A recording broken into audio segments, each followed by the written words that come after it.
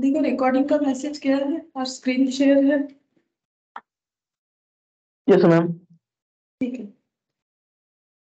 अच्छा देखो हम लोग पढ़ क्या रहे हैं, सर्विस कॉस्टिंग पढ़ रहे हैं। ठीक है, तो सर्विस कॉस्टिंग का मतलब कुछ नहीं, अगर हम जस्ट एक लैंग्वेज में बोले तो तुम लोग समझ जाओगे। जैसे तुम लोगों ने जो हम लोगों से कोर्स परचेज किया, मतलब तुम लोग जो पढ़ रहे हो तो सभी ने अपना फीस भरा है। ठीक है, तो फीस जो भरा है, मैंने जो फीस चार्ज किया है ना, उसमें मैंने अपना मेहनत को तुम लोगों से मांगा है। ठीक है, प्लस उसमें प्रॉफिट भी ऐड किया है, तभी तो हम सेल किए हैं। ठीक है, तो हम लोग को क्या निकालना है, सेलिंग प्राइस निकालना है। किस चीज का, सर्विस का। ठीक है, सर्विस सेक्टर का सेलिंग प्राइस निकालना है या फिर कॉस्ट निकालना है। नॉर्मली जैसे तुम लोग मार्केट में कुछ भी परचेज करने जाते हो, पेन करते हो, कैलकुलेटर करते हो, या फिर मान लो कोई एसी खरीद रहे हो, कोई फ्रिज खरीद रहे हो, ठीक है, कोई लैपटॉप खरीद रहे हो, तो जो वो सेल कर रहा है वो प्रोडक्ट सेल कर रहा है। ठीक है, वो भी अपने प्रोडक्ट का सेलिंग प्राइस रखता है। तो सेलिंग प्राइस में वो क्या लगाता है, प्रोडक्ट का कॉस्ट, और उस पे लगा हुआ उस पे प्रॉफिट लगाता है, फिर वो मार्केट में उसे सेल करता है, सेलिंग प्राइस। ठीक है,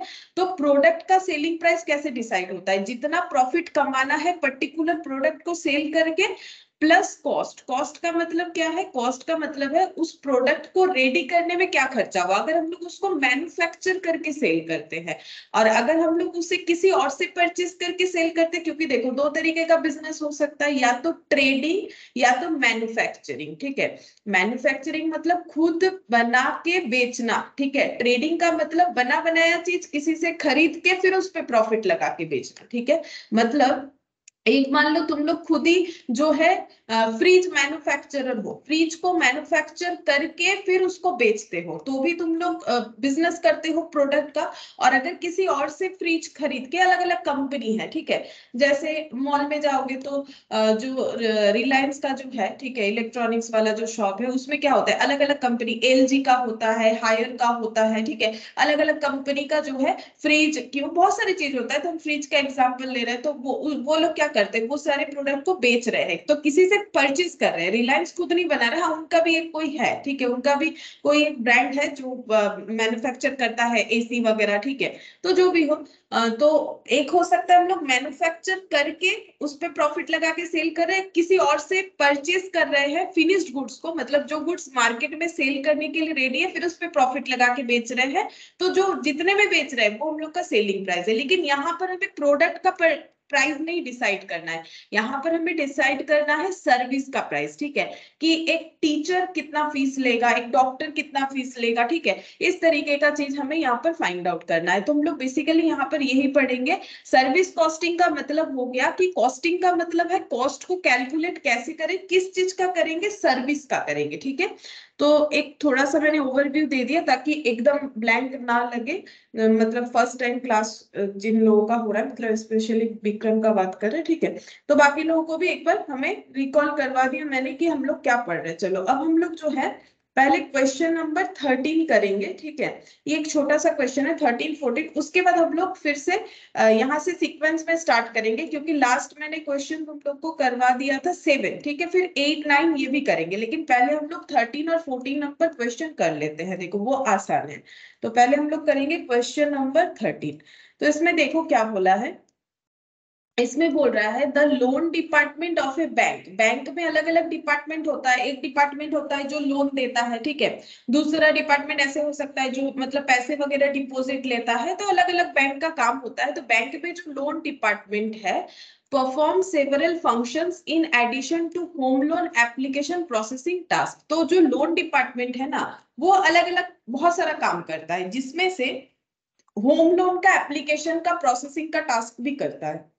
अब होम लोन का एप्लीकेशन का प्रोसेसिंग टास्क का मतलब क्या होता है, जैसे मान लो तुम लोग को एक घर लेना है, ठीक है, अब लोन पे लेना चाहते हो, तो लोन कौन देगा, बैंक देगा। ठीक है, नॉर्मली हम लोग बैंक के पास ही जाएंगे होम लोन के लिए, तो बैंक ना अलग अलग लोन देता है, गोल्ड लोन देता है, ठीक है, होम लोन देता है, बिजनेस लोन देता है, तो हम लोग अगर बैंक के पास होम लोन मांगने जा रहे हैं, तो एक बैंक है जिसका होम लोन डिपार्टमेंट है, तो होम लोन का प्रोसेसिंग टास्क होता है। मतलब ऐसा नहीं है कि जाके बोल दिए मुझे ये घर खरीदना है, लोन दे दो, ऐसा नहीं होता है। ये पूरा एक बहुत लंबा चौड़ा एक प्रोसेस होता है। सबसे पहले हमें एप्लीकेशन भरना पड़ता है कि हम लोग होम लोन चाहते हैं। फिर बैंक आके ना क्या करेगा, बैंक पहले वो एप्लीकेशन देखेगा, अगर उसे सही लगता है तो वो फर्दर प्रोसीड करेगा। कैसे करेगा, पहले एप्लीकेशन देखेगा, फिर बोलेगा कि मतलब एक ना चेकिंग होता है, ठीक है, उसके लिए पेमेंट करना पड़ेगा जो कि नॉन रिफंडेबल होता है।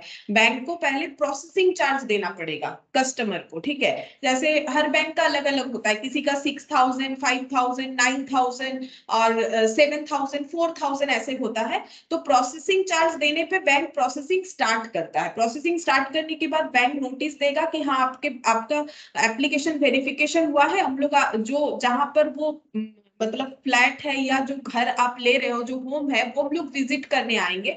फिर वो लोग उसको मेजर करते हैं कि भाई जो घर आप लेना चाहते हो उसका जो मेजरमेंट आप दिए हो कि इतने स्क्वायर फीट का घर हम लोग परचेस करना चाहते हैं, तो वो टेक्निकल चेकिंग होता है कि सच में घर उतना स्क्वायर फीट है या फिर जो ले रहा है वो झूठ बोल रहा है, कहीं वो गलत तो नहीं बोल रहा है, क्या इलीगल घर तो नहीं है। मतलब क्या होता है ना, बैंक को इतना चिंता क्यों है, क्योंकि घर किसे लेना है, घर मुझे लेना है। सपोज मुझे घर लेना है, ठीक है, कैसे लेना है, लोन में लेना है। तो हम चले गए बैंक के पास, ठीक है। अब बैंक को इतना सारा टास्क क्यों प्रोसेस करना पड़ता है, बैंक क्या करेगा, ये घर मान लो है हम लोग का 33 लाख का फॉर एग्जांपल, ठीक है।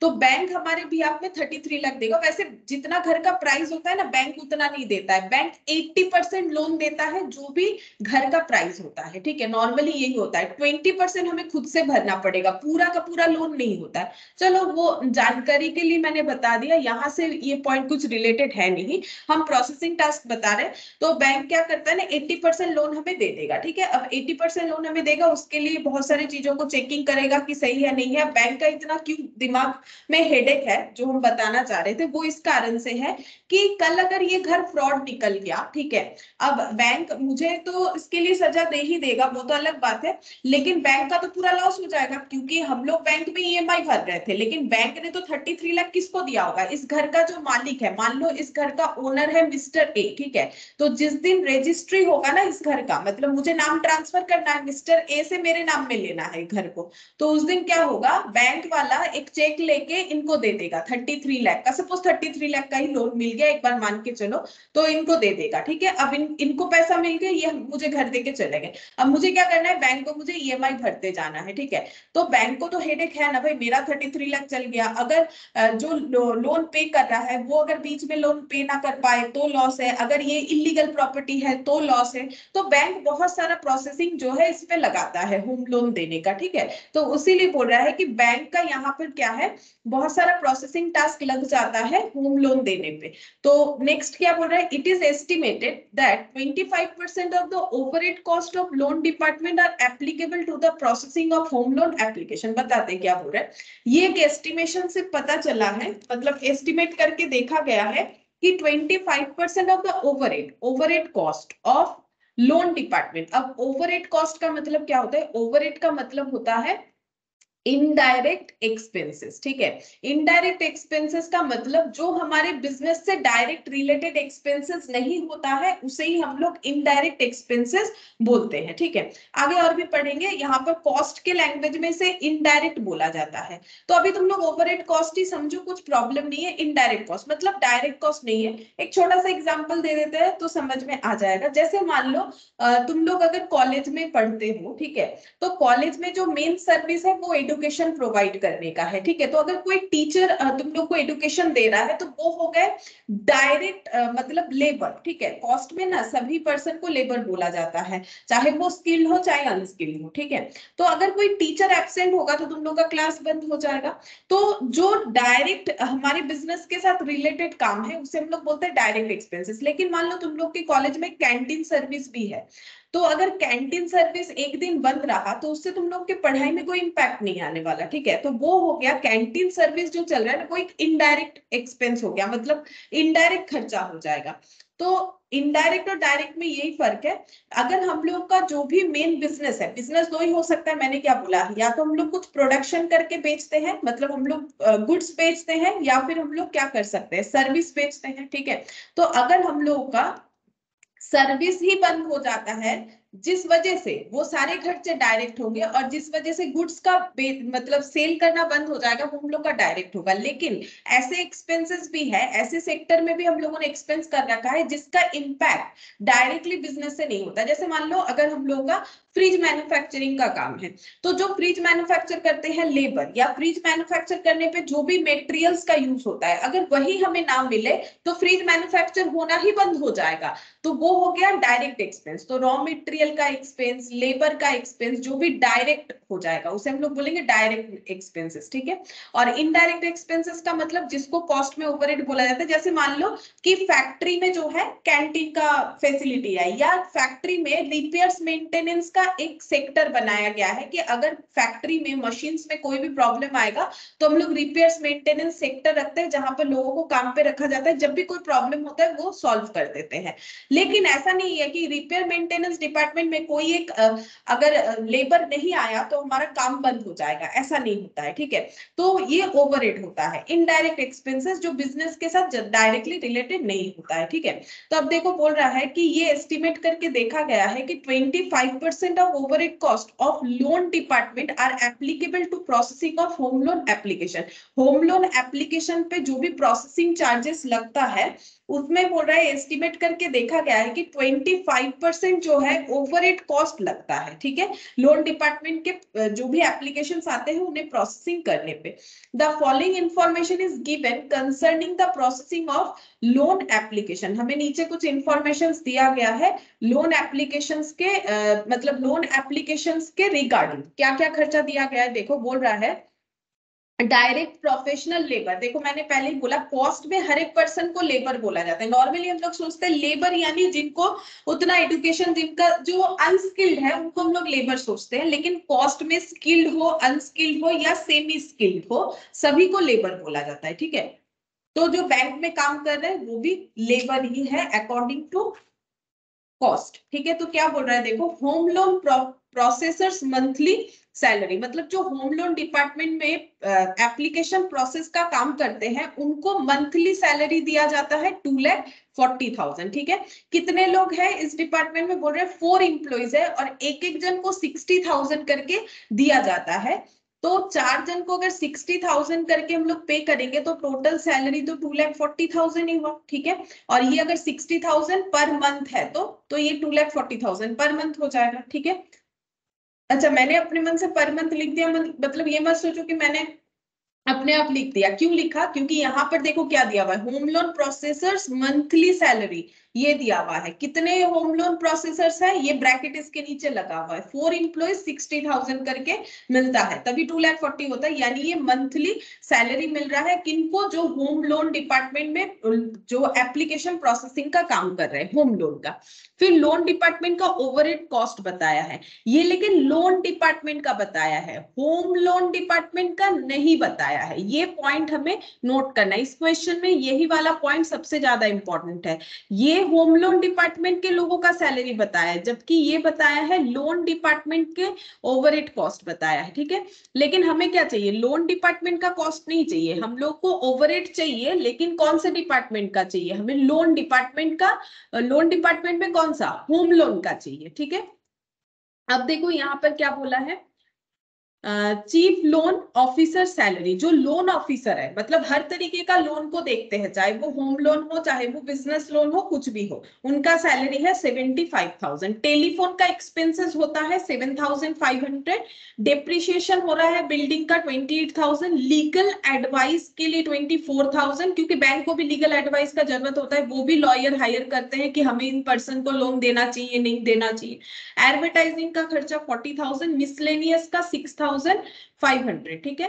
अच्छा, उसके बाद यहाँ पर देखो क्या बोला है, टोटल ओवरहेड कॉस्ट। तो लोन डिपार्टमेंट जो है उसमें टोटल ओवरहेड कॉस्ट है 1,81,000 और ये होम लोन में जो काम कर रहे हैं 4 एम्प्लॉइज उनका सैलरी दिया है। अच्छा, आगे पढ़ के देखो क्या बोल रहा है, you are required to compute the cost of processing home loan. हमें क्या कैलकुलेट करके देना है, कॉस्ट कैलकुलेट करके देना है, ठीक है। किस चीज का, होम लोन प्रोसेसिंग एप्लीकेशन का, मतलब जो भी एप्लीकेशन आता है होम लोन के लिए उसको प्रोसेस करने का कितना खर्चा आ जाता है बैंक का, वो हमें कैलकुलेट करना है, ठीक है। ऑन द एजम्पशन, इस एजम्पशन पे that 500 home loan applications are processed each month, हर मंथ में अगर 5 होम लोन, सॉरी 500 यानी 500 होम लोन एप्लीकेशंस अगर बैंक में जमा होता है तो, ठीक है। तो हमें क्वेश्चन क्या पूछा है, क्वेश्चन पूछ रहा है कि बोलो बोलो कि कितना कॉस्ट लग जाता है होम लोन एप्लीकेशंस को प्रोसेस करने का, ठीक है। जैसे अगर हमें पूछा जाए कि एक फ्रिज को बनाने का कितना कॉस्ट आ जाता है, तो हम लोग बोलेंगे रॉ मटेरियल इतने का लग जाता है, लेबर इतने का लग जाता है, अदर एक्सपेंसेस इतने का लग जाता है, ऐसे करके, ठीक है। ऐसे करके हम लोग फाइंड आउट करेंगे ना। वैसे ही यहाँ पर पूछ रहा है कि अगर हम लोग होम लोन का प्रोसेसिंग करते हैं तो हमारा क्या खर्चा आ जाएगा। तो हमें कैसे पता चलेगा, तो देखो होम लोन डिपार्टमेंट में जो एम्प्लॉइज को रखा गया है उनका सैलरी है इतना, तो ये खर्चा होगा। इसके अलावा कितना खर्चा होगा, इसके अलावा खर्चा जो है हम लोग का, ये ओवरहेड कॉस्ट दे दिया है, टोटल भी कर दिया है 1,81,000 और ये है पूरे लोन डिपार्टमेंट का। जबकि होम लोन पे कितना लगता है यहाँ बताया है, ये देखो, ये एस्टिमेट किया गया है कि 25% ऑफ ओवरहेड कॉस्ट, जो कि ये वाला है, ऑफ लोन डिपार्टमेंट का ये are applicable to processing of home loan, उसमें से होम लोन एप्लीकेशंस के लिए 25% लगेगा, ठीक है।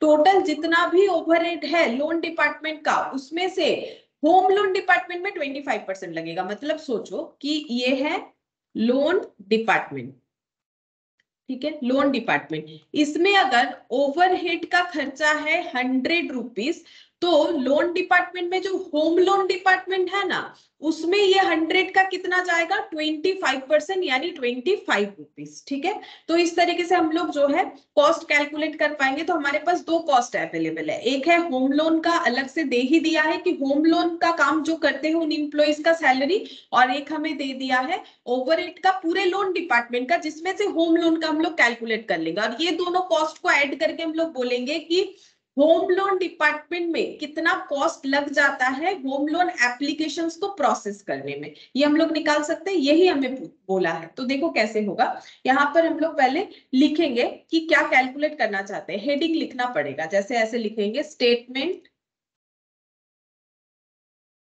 Showing computation of the cost of processing a home loan application। ये कैसे लिखना है, ये क्वेश्चन जो दे दिया ना वहां से देख के ही लिखना होगा। ये देखो, cost of processing home loan application, ठीक है। तो यहाँ पर देखते हैं कितना कॉस्ट होगा। तो इसके लिए हम लोग दो कॉलम बना लेंगे, एक हो जाएगा पर्टिकुलर्स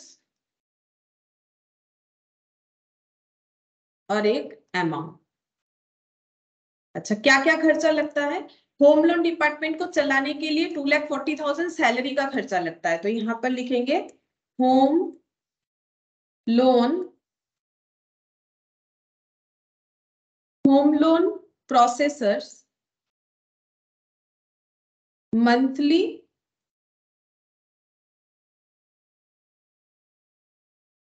सैलरी, ठीक है। सैलरी कितना देते हैं, 4 लोग काम करते हैं 60,000 पर मंथ करके, तो 4 एम्प्लॉइज इंटू 60,000 पर मंथ करके सैलरी देते हैं। तो पूरे 1 मंथ का कितना सैलरी का खर्चा होता है बैंक वालों का, 4 इंटू 60,000 यानी 2,40,000। ठीक है, ये हमारा जो निकला ये 1 मंथ का निकला। अब और एक क्या खर्चा होता है, और क्वेश्चन में बोला है कि लोन डिपार्टमेंट में जो भी अदर एक्सपेंसेस होता है, जो भी अलग अलग एक्सपेंसेस होता है उसका 25% होम लोन डिपार्टमेंट में जाता है। तो यहाँ पर लिखेंगे ओवरहेड कॉस्ट। ओवरहेड कॉस्ट कितना देना है, सिंपल, जैसे हमें क्वेश्चन में बोल दिया है 25% पूरे लोन डिपार्टमेंट के ओवरहेड कॉस्ट का 25%। तो पूरे लोन डिपार्टमेंट का ओवरहेड कॉस्ट कितना दे दिया है, 1,81,000। ये देखो 1,81,000। आसान है, टफ कुछ भी नहीं है। बचपन में तुम लोग मैथ्स तो सभी ने किया है, वैसा ही होता है कॉस्टिंग, और कुछ नहीं, बस इसको थोड़ा प्रेजेंटेशन वगैरह करना पड़ता है, वो तो तुम लोग मैथ में भी करते होंगे। तो 1,81,000 इंटू 25%, तो ये हो गया 45,250 रुपीज। ठीक है, ये टोटल दो खर्चा हो गया। अब इसको हम लोग ऐड कर लेते हैं, टोटल खर्चा कितना हो जाएगा, ये हो गया 2,85,250 रुपीज। ठीक है, ये हम लोग का हो गया लोन डिपार्टमेंट को चलाने का टोटल खर्चा। तो इसमें लिखना पड़ेगा, ऐसे लिखना थोड़ा जरूरी होता है, नहीं तो नहीं समझ में आएगा कि क्या कैलकुलेट हुआ। Total cost per month, P.M मतलब per month of home loan department. Home loan department को चलाने का पूरे 1 मंथ का खर्चा हो जाता है हम लोग का 2,85,250 रुपीज। ठीक है, अच्छा अब हमें क्या बोला है, बोला you are required to compute the cost of processing home loan applications. वो तो हम लोगों ने कर ही लिया, लेकिन इसके बाद एक पॉइंट ऐड ऑन किया है, बोल रहा है कि इस एजम्पशन से कैलकुलेट करके बताओ कि 500 home loan are processed each month. अगर हर मंथ जो है 500 एप्लीकेशंस जमा पड़ता है, ठीक है, तो यहां पर लिखते हैं number of applications processed per month 500, मतलब एक महीने में 500 एप्लीकेशन जमा पड़ता है। एक महीने में लोन डिपार्टमेंट को चलाने का खर्चा 2,85,250 रुपीज होता है।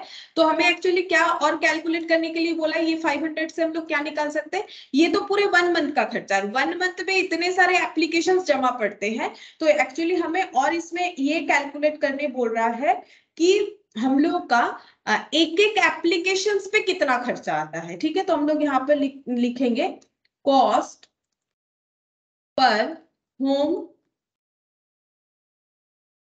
Loan application.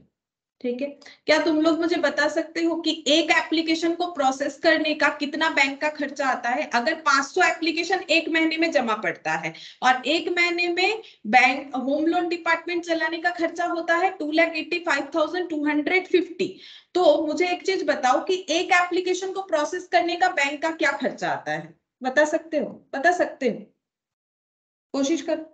मैम डिवाइड करना होगा 500 को। हाँ, 500 से डिवाइड करना पड़ेगा। ये देखो 2,85,250 और डिवाइडेड बाय 500, तो ये रुपीस हो गया। यहाँ पर कितना हो जाएगा, 570.5। अच्छा 570 रुपीस, 570.5 पर एप्लीकेशन।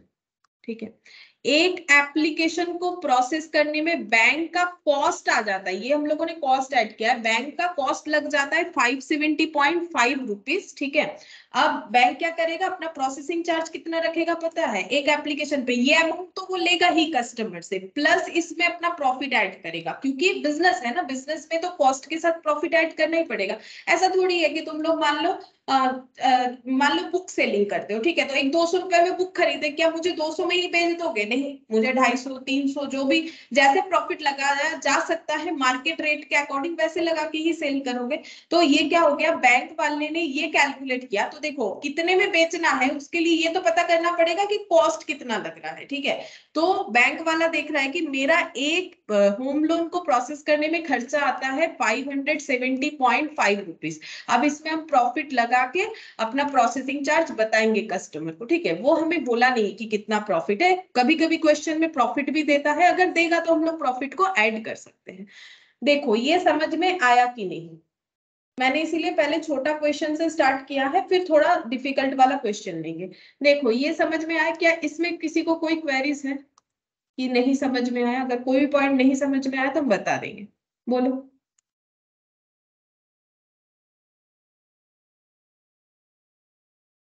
बोलो, सबको समझ में आया? Yes ma'am. ठीक है, चलो। Yes ma'am. Yes ma'am. अच्छा,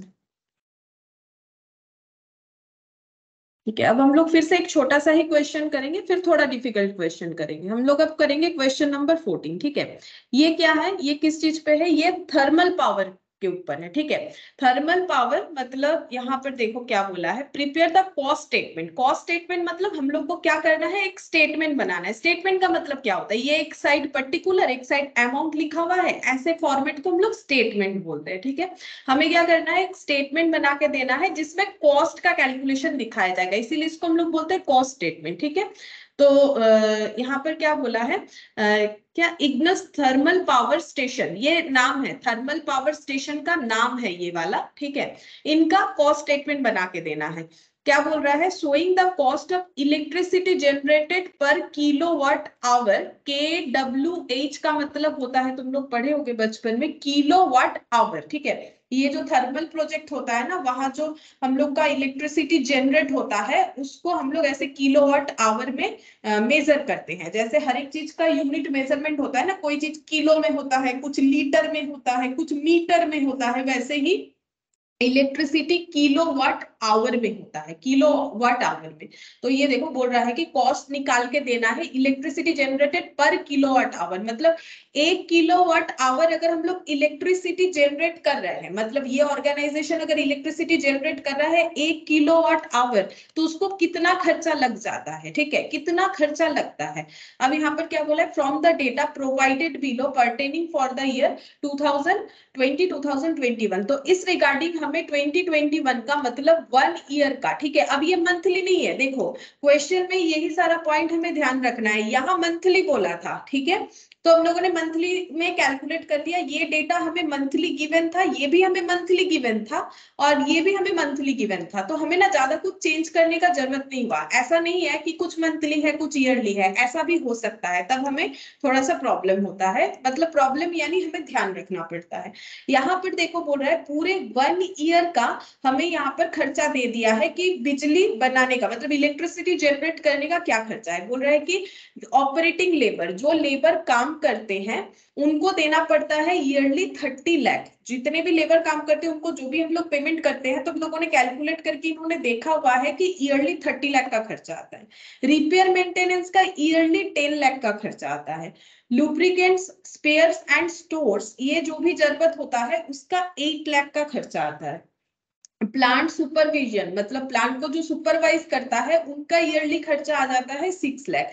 एडमिनिस्ट्रेशन ओवरहेड का खर्चा हो जाता है 40 लाख, ठीक है। ये पूरे ईयर का खर्चा दे दिया है, ठीक है। आगे पढ़ते हैं, बोल रहे हैं 5 kilowatt of electricity generated per kg of coal consumed. अब देखो इलेक्ट्रिसिटी जनरेट करने के लिए थर्मल पावर में जो मेन रॉ मटेरियल का जरूरत होता है ना, वो है हम लोग का कोल यानी कोयला, ठीक है। जैसे मान लो अगर जो ईटा यानी ब्रिक्स, ठीक है, जिसे इंग्लिश में ब्रिक्स बोलते हैं, यानी कि जिससे घर बनता है ईटा। ईटा का मेन रॉ मटेरियल क्या है, मिट्टी, बालू, ठीक है। ये सबसे, या बालू नहीं, शायद मिट्टी का यूज होता है, ठीक है। मिट्टी में थोड़ा बहुत जो है ऊपर उसको जब ढांचे में डाला जाता है तो थोड़ा सा बालू भी दिया जाता है, जो भी हो। तो मेनली रॉ मटेरियल क्या होता है उसमें, मिट्टी होता है, ठीक है। अगर किसी का रेस्टोरेंट है तो उसका मेन रॉ मटेरियल क्या है, वेजिटेबल्स, ठीक है, दाल चावल ये सब, ठीक है। तो हर एक बिजनेस का अपना रॉ मटेरियल होता है। तो इनका काम क्या है, इनका काम है इलेक्ट्रिसिटी जनरेट करना, और उसके लिए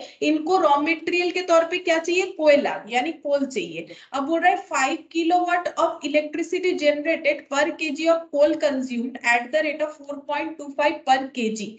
ये यहाँ पर इसका मतलब क्या है, इस लाइन का मतलब ये है कि अगर 5 किलोवाट आवर इलेक्ट्रिसिटी जनरेट करना है, इलेक्ट्रिसिटी अगर हमें जनरेट करना है, तो कितना कोल लगेगा पर केजी ऑफ कोल कंज्यूम्ड। अगर हम लोग 1 किलो कोल कंज्यूम करते हैं, मतलब 1 किलो कोयला का यूज जब होता है तो इतना इलेक्ट्रिसिटी जनरेट हो जाता है।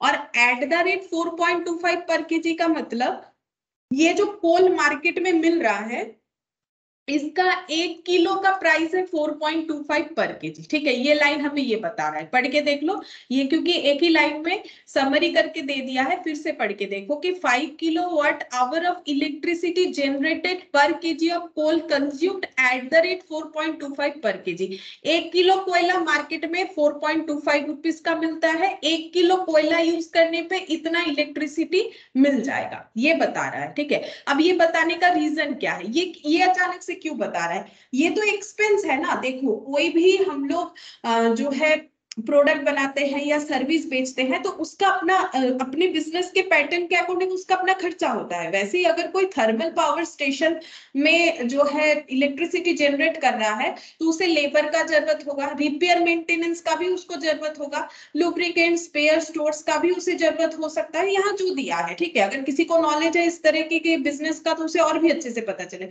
प्लांट जो लगा हुआ है उसे सुपरवाइज करने का जरूरत होता है, और एडमिनिस्ट्रेशन का भी खर्चा। एडमिनिस्ट्रेशन मतलब जैसे मान लो अकाउंटेंट है तो उनको सैलरी दिया जाता है, तो एडमिनिस्ट्रेशन का भी खर्चा लगता है। एडमिनिस्ट्रेशन यानी जो मतलब प्रोडक्शन से डायरेक्टली तो रिलेटेड काम है नहीं, प्रोडक्शन से मतलब प्रोडक्शन से ये डायरेक्टली रिलेटेड नहीं होते, इसीलिए इसे ओवरहेड बोला जाता है। जैसे देखो अगर कोई अकाउंटेंट नहीं आया एक दिन, मान लो छुट्टी पे है, तो क्या इलेक्ट्रिसिटी प्रोडक्शन बंद होगा? नहीं होगा, ठीक है। तो एडमिनिस्ट्रेशन का खर्चा यानी जिसको हम लोग बोल सकते हैं प्रशासनिक विभाग, ठीक है, एडमिनिस्ट्रेशन जो संभालते हैं कि कैसे काम चल रहा है नहीं चल रहा है, कितना रॉ मटेरियल खत्म हो गया, ऑर्डर देना है, क्या करना है क्या नहीं करना है, इस तरीके का काम जो करते हैं, तो एडमिनिस्ट्रेशन ओवरहेड का इतना खर्चा। और साथ ही साथ कोल का भी तो खर्चा होगा, क्योंकि कोल के बिना तो प्रोडक्शन होने वाला है नहीं, यानी रॉ मटेरियल का खर्चा। तो ये देने का रीजन एक ही है कि हमें कोल का खर्चा यहाँ डायरेक्टली बोल सकता था तो अब क्वेश्चन आसान हो जाता। तो हमें क्या किया, यहाँ पर इस बात को आधा अधूरा दे दिया, हमें इसको पूरा करके देखना है कि कोल का खर्चा कितना आता है, ठीक है। अब ये सब पूरे ईयर का खर्चा है तो हमें भी 1 ईयर का कोल का खर्चा निकालना चाहिए, ठीक है। अब 1 ईयर का कोल का खर्चा कैसे निकालेंगे, उसके लिए तो ये पता करना पड़ेगा कि 1 ईयर में कितना कोल यूज करते हैं। 1 ईयर में कितना कोल यूज करते हैं तो वो कैसे पता चलेगा? अब कोल कितना यूज करना पड़ता है वो देखो, हमें इस लाइन से पता चलेगा कि अगर हम लोग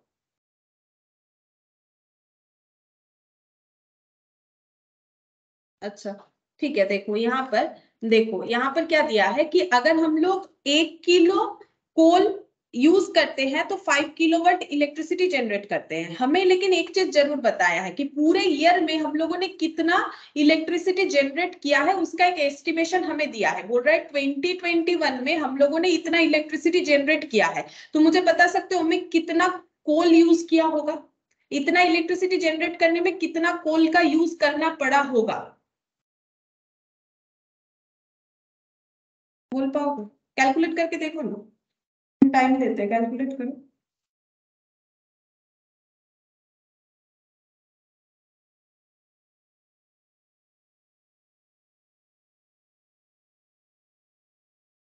कर रहे हो? 4 लाख। 4 लाख। अच्छा हाँ 4 लाख हो सकता है, चलो देखते हैं, देखो कैसे। देखो ये सब चीज ना तुम लोग बचपन में किए हो, कर लोगे। देखो तुम लोग थोड़ा सा अगर ध्यान से देखोगे तो कर लोगे। ये देखो मैंने क्या बोला कि अगर यूनिटरी मेथड तो सभी को पता होगा ना, देखो यूनिटरी मेथड जैसे करते हैं ना वैसे करोगे। ये देखो यहाँ पर हम पहला बात है ईयरली क्यों निकाल रहे हैं, क्योंकि मेरा सारा डेटा ईयरली अवेलेबल है इसीलिए, ठीक है। तो देखो अगर 5 किलोवाट हमें इलेक्ट्रिसिटी जनरेट करना पड़े तो हमें 1 किलो कोल का यूज करना पड़ेगा, ठीक है। तो अगर 1 किलोवाट अगर हमें इलेक्ट्रिसिटी प्रोड्यूस करना है तो कोल का यूज कम होगा कि ज्यादा होगा? ऑब्वियसली कम होगा। देखो अगर 5 किलोवाट अगर इलेक्ट्रिसिटी जनरेट करना है 1 किलो ही कोल लगेगा, लेकिन अगर 1 किलोवाट आवर इलेक्ट्रिसिटी जनरेट करना है तो कोयला का यूज भी कम होगा, तो डिवाइड हो जाएगा, ठीक है। अच्छा तो अगर 20 lakh kilowatt hour 20 lakh kilowatt hour अगर हमें इलेक्ट्रिसिटी जनरेट करना है तो कितना कोल का यूज होगा? 1/5 इंटू 20 लाख किलोवाट आवर। ऐसे करके ही तो यूनिटरी मेथड करते हैं। तुम लोग कैसे करते हो? हम तो ये ऐसे करते हैं। तो यहाँ पर हो गया देखो 4 लाख, ठीक है।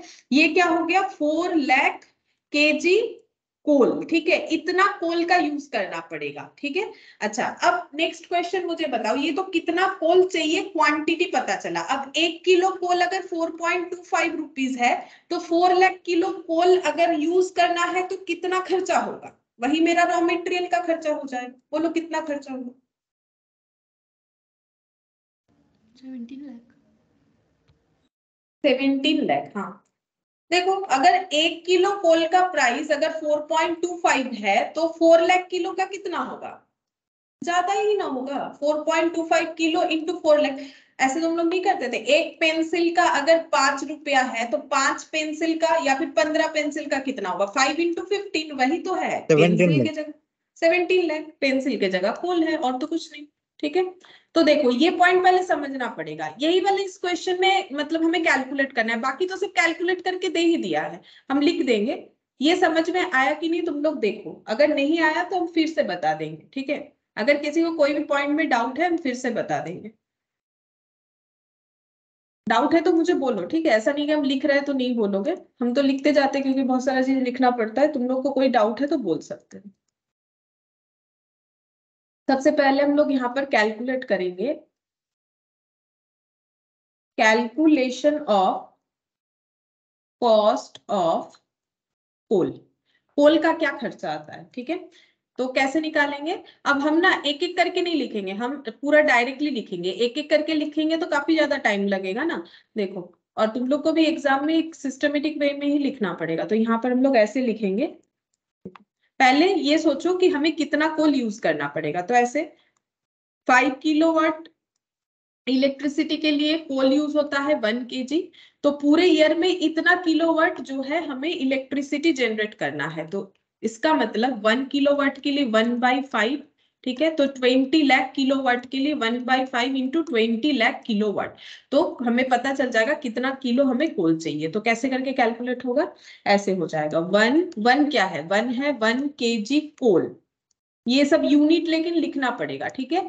1 kg coal divided by 5 kilowatt hour, ठीक है। 5 किलोवाट आवर जो भी मेरा यहाँ यूनिटरी मेथड करके आया, इंटू 20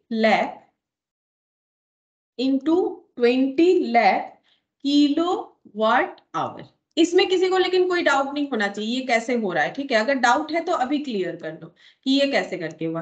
तो इससे हमें पता चल जाएगा कि इतना किलो इलेक्ट्रिसिटी जनरेट करने में कितना कोल का यूज हो रहा है। अब नेक्स्ट हमें क्या करना है? अगर 1 किलो कोल का प्राइस है 4.25 रुपीज, तो फिर इसमें हमारा आंसर आ रहा है 4 लाख, ठीक है। तो 4 लाख किलो कोल को यूज करने के लिए कितना खर्चा होगा? इंटू 4 लाख, ठीक है। तो इसका मतलब मुझे क्या करना है? ये तो 4 लाख आ रहा है ना, इसमें मुझे 4.25 मल्टीप्लाई करना है। हम इसको अलग से 4 लाख और नहीं करेंगे, हम डायरेक्टली यहाँ पर मल्टीप्लाई करके लिखेंगे ₹4.25 पर किलो कोल का प्राइस मल्टीप्लाई कर दिया, ठीक है। अब यहाँ पर आंसर आ जाएगा। तो तुम लोग डायरेक्टली कर सकते हो, और स्टार्टिंग में अगर तुम लोग को ऐसे लगता है कि हम लोग लिख लिख के करेंगे तो ठीक रहेगा, तो वो भी कर सकते हो, कुछ नहीं, टाइम ज्यादा लगता है और कुछ नहीं। तो यहाँ पर 4 लाख इंटू, हाँ 17 लाख आया था शायद, हाँ लिख लेते 17 लाख रुपीज। अच्छा, ये इतना हो गया रुपीस पर ईयर, ठीक है। ये पर ईयर मुझे कैसे पता चला? देखो, तुम लोग को भी पता चलेगा, पढ़ के देखो। ये टोटल यूनिट जनरेट है, कब का है? 2021 का, यानी 1 ईयर का। तो मैंने तो 1 ईयर का ही कोल कंजम्पशन निकाला, तो फिर ये खर्चा भी मेरा 1 ईयर का निकला। अच्छा, ये रुपीस ही निकला, इतने सारे यूनिट में ये मुझे कैसे पता चला? सिंपल सा बात है, किलोवाट आवर कैंसिल आउट, ठीक है। यहाँ पर कितना मिल गया? 1 kg कोल, ठीक है, इंटू 20 लाख। तो ये मल्टीप्लाई और ये डिवाइडेड बाय 5 है, ये कैलकुलेट करके आता है 4 लाख केजी कोल, ठीक है। इंटू हो जाएगा ₹4.25 कोल पर केजी, कोल पर केजी, ठीक है। तो इसका मतलब 1 किलो कोल का प्राइस 4.25 है, तो 4 लाख किलो का कितना होगा? तो रुपीस में ही आंसर आएगा, ठीक है, किलोवाट वगैरह में नहीं आएगा। अच्छा, अब हम लोग यहाँ पर खर्चा तो निकाल लिए, जो खर्चा हमारे पास मिसिंग था, बाकी खर्चा हमें सब दे दिया है, पूरे ईयर का हमें दे दिया। अच्छा, अब क्वेश्चन को आगे पढ़ते हैं। मैंने यहीं तक पढ़ा था, इसके आगे नहीं पढ़ा। Depreciation charges 5% on capital cost of 5 crore, मतलब जो भी कैपिटल इन्वेस्टमेंट, कैपिटल कॉस्ट लगा है, कैपिटल कॉस्ट का मतलब होता है कैपिटल एसेट को खरीदने के लिए, मतलब फिक्स्ड एसेट बेसिकली। देखो फिक्स्ड एसेट पे ही तो डिप्रिसिएशन चार्ज होता है, तो हम लोग का टोटल कैपिटल कॉस्ट लगा हुआ है बिजनेस में 5 करोड़ का, ठीक है, करोड़ ही है शायद, 5 करोड़ का, और उस पर डिप्रिसिएशन लगाना है हमें 5%, ठीक है। तो नेक्स्ट देखते हैं और कुछ बोला है या यहीं पर खत्म है? नहीं, क्वेश्चन यहीं पर खत्म कर दिया है। अब हमें क्या करना है, अब हम लोग को कैलकुलेट करके क्या देना है, हम लोग को बोला है कॉस्ट स्टेटमेंट बना लो, ठीक है। कॉस्ट स्टेटमेंट का मतलब कितना कॉस्ट लग रहा है उसका स्टेटमेंट बनाओ। तो अगर हम लोग देखें तो ये ऑलरेडी बना हुआ ही है क्वेश्चन, ठीक है। ये सब ऐड कर देंगे, साथ में कोल का प्राइस ऐड कर देंगे और डिप्रिसिएशन ऐड कर देंगे, तो हमें पता चल जाएगा टोटल खर्चा कितना होता है पूरे एक साल में जो है इलेक्ट्रिसिटी जनरेट करने का, जिसका क्वांटिटी है 20 लाख किलोवाट आवर। लेकिन हमें प्रेजेंटेशन करना पड़ेगा इस क्वेश्चन में, सिर्फ ऐसे ही लिख देंगे ये तो ऑलरेडी बना हुआ है तो हमें क्वेश्चन नहीं देता। अब कैसे प्रेजेंटेशन करेंगे, जैसे स्टेटमेंट फॉर्मेट होता है उसमें अच्छे से हमें लिखना पड़ेगा। तो कैसे लिखना है, ऐसे लिखो, कॉस्ट स्टेटमेंट ऑफ, क्या नाम क्या है, इग्नस थर्मल पावर स्टेशन।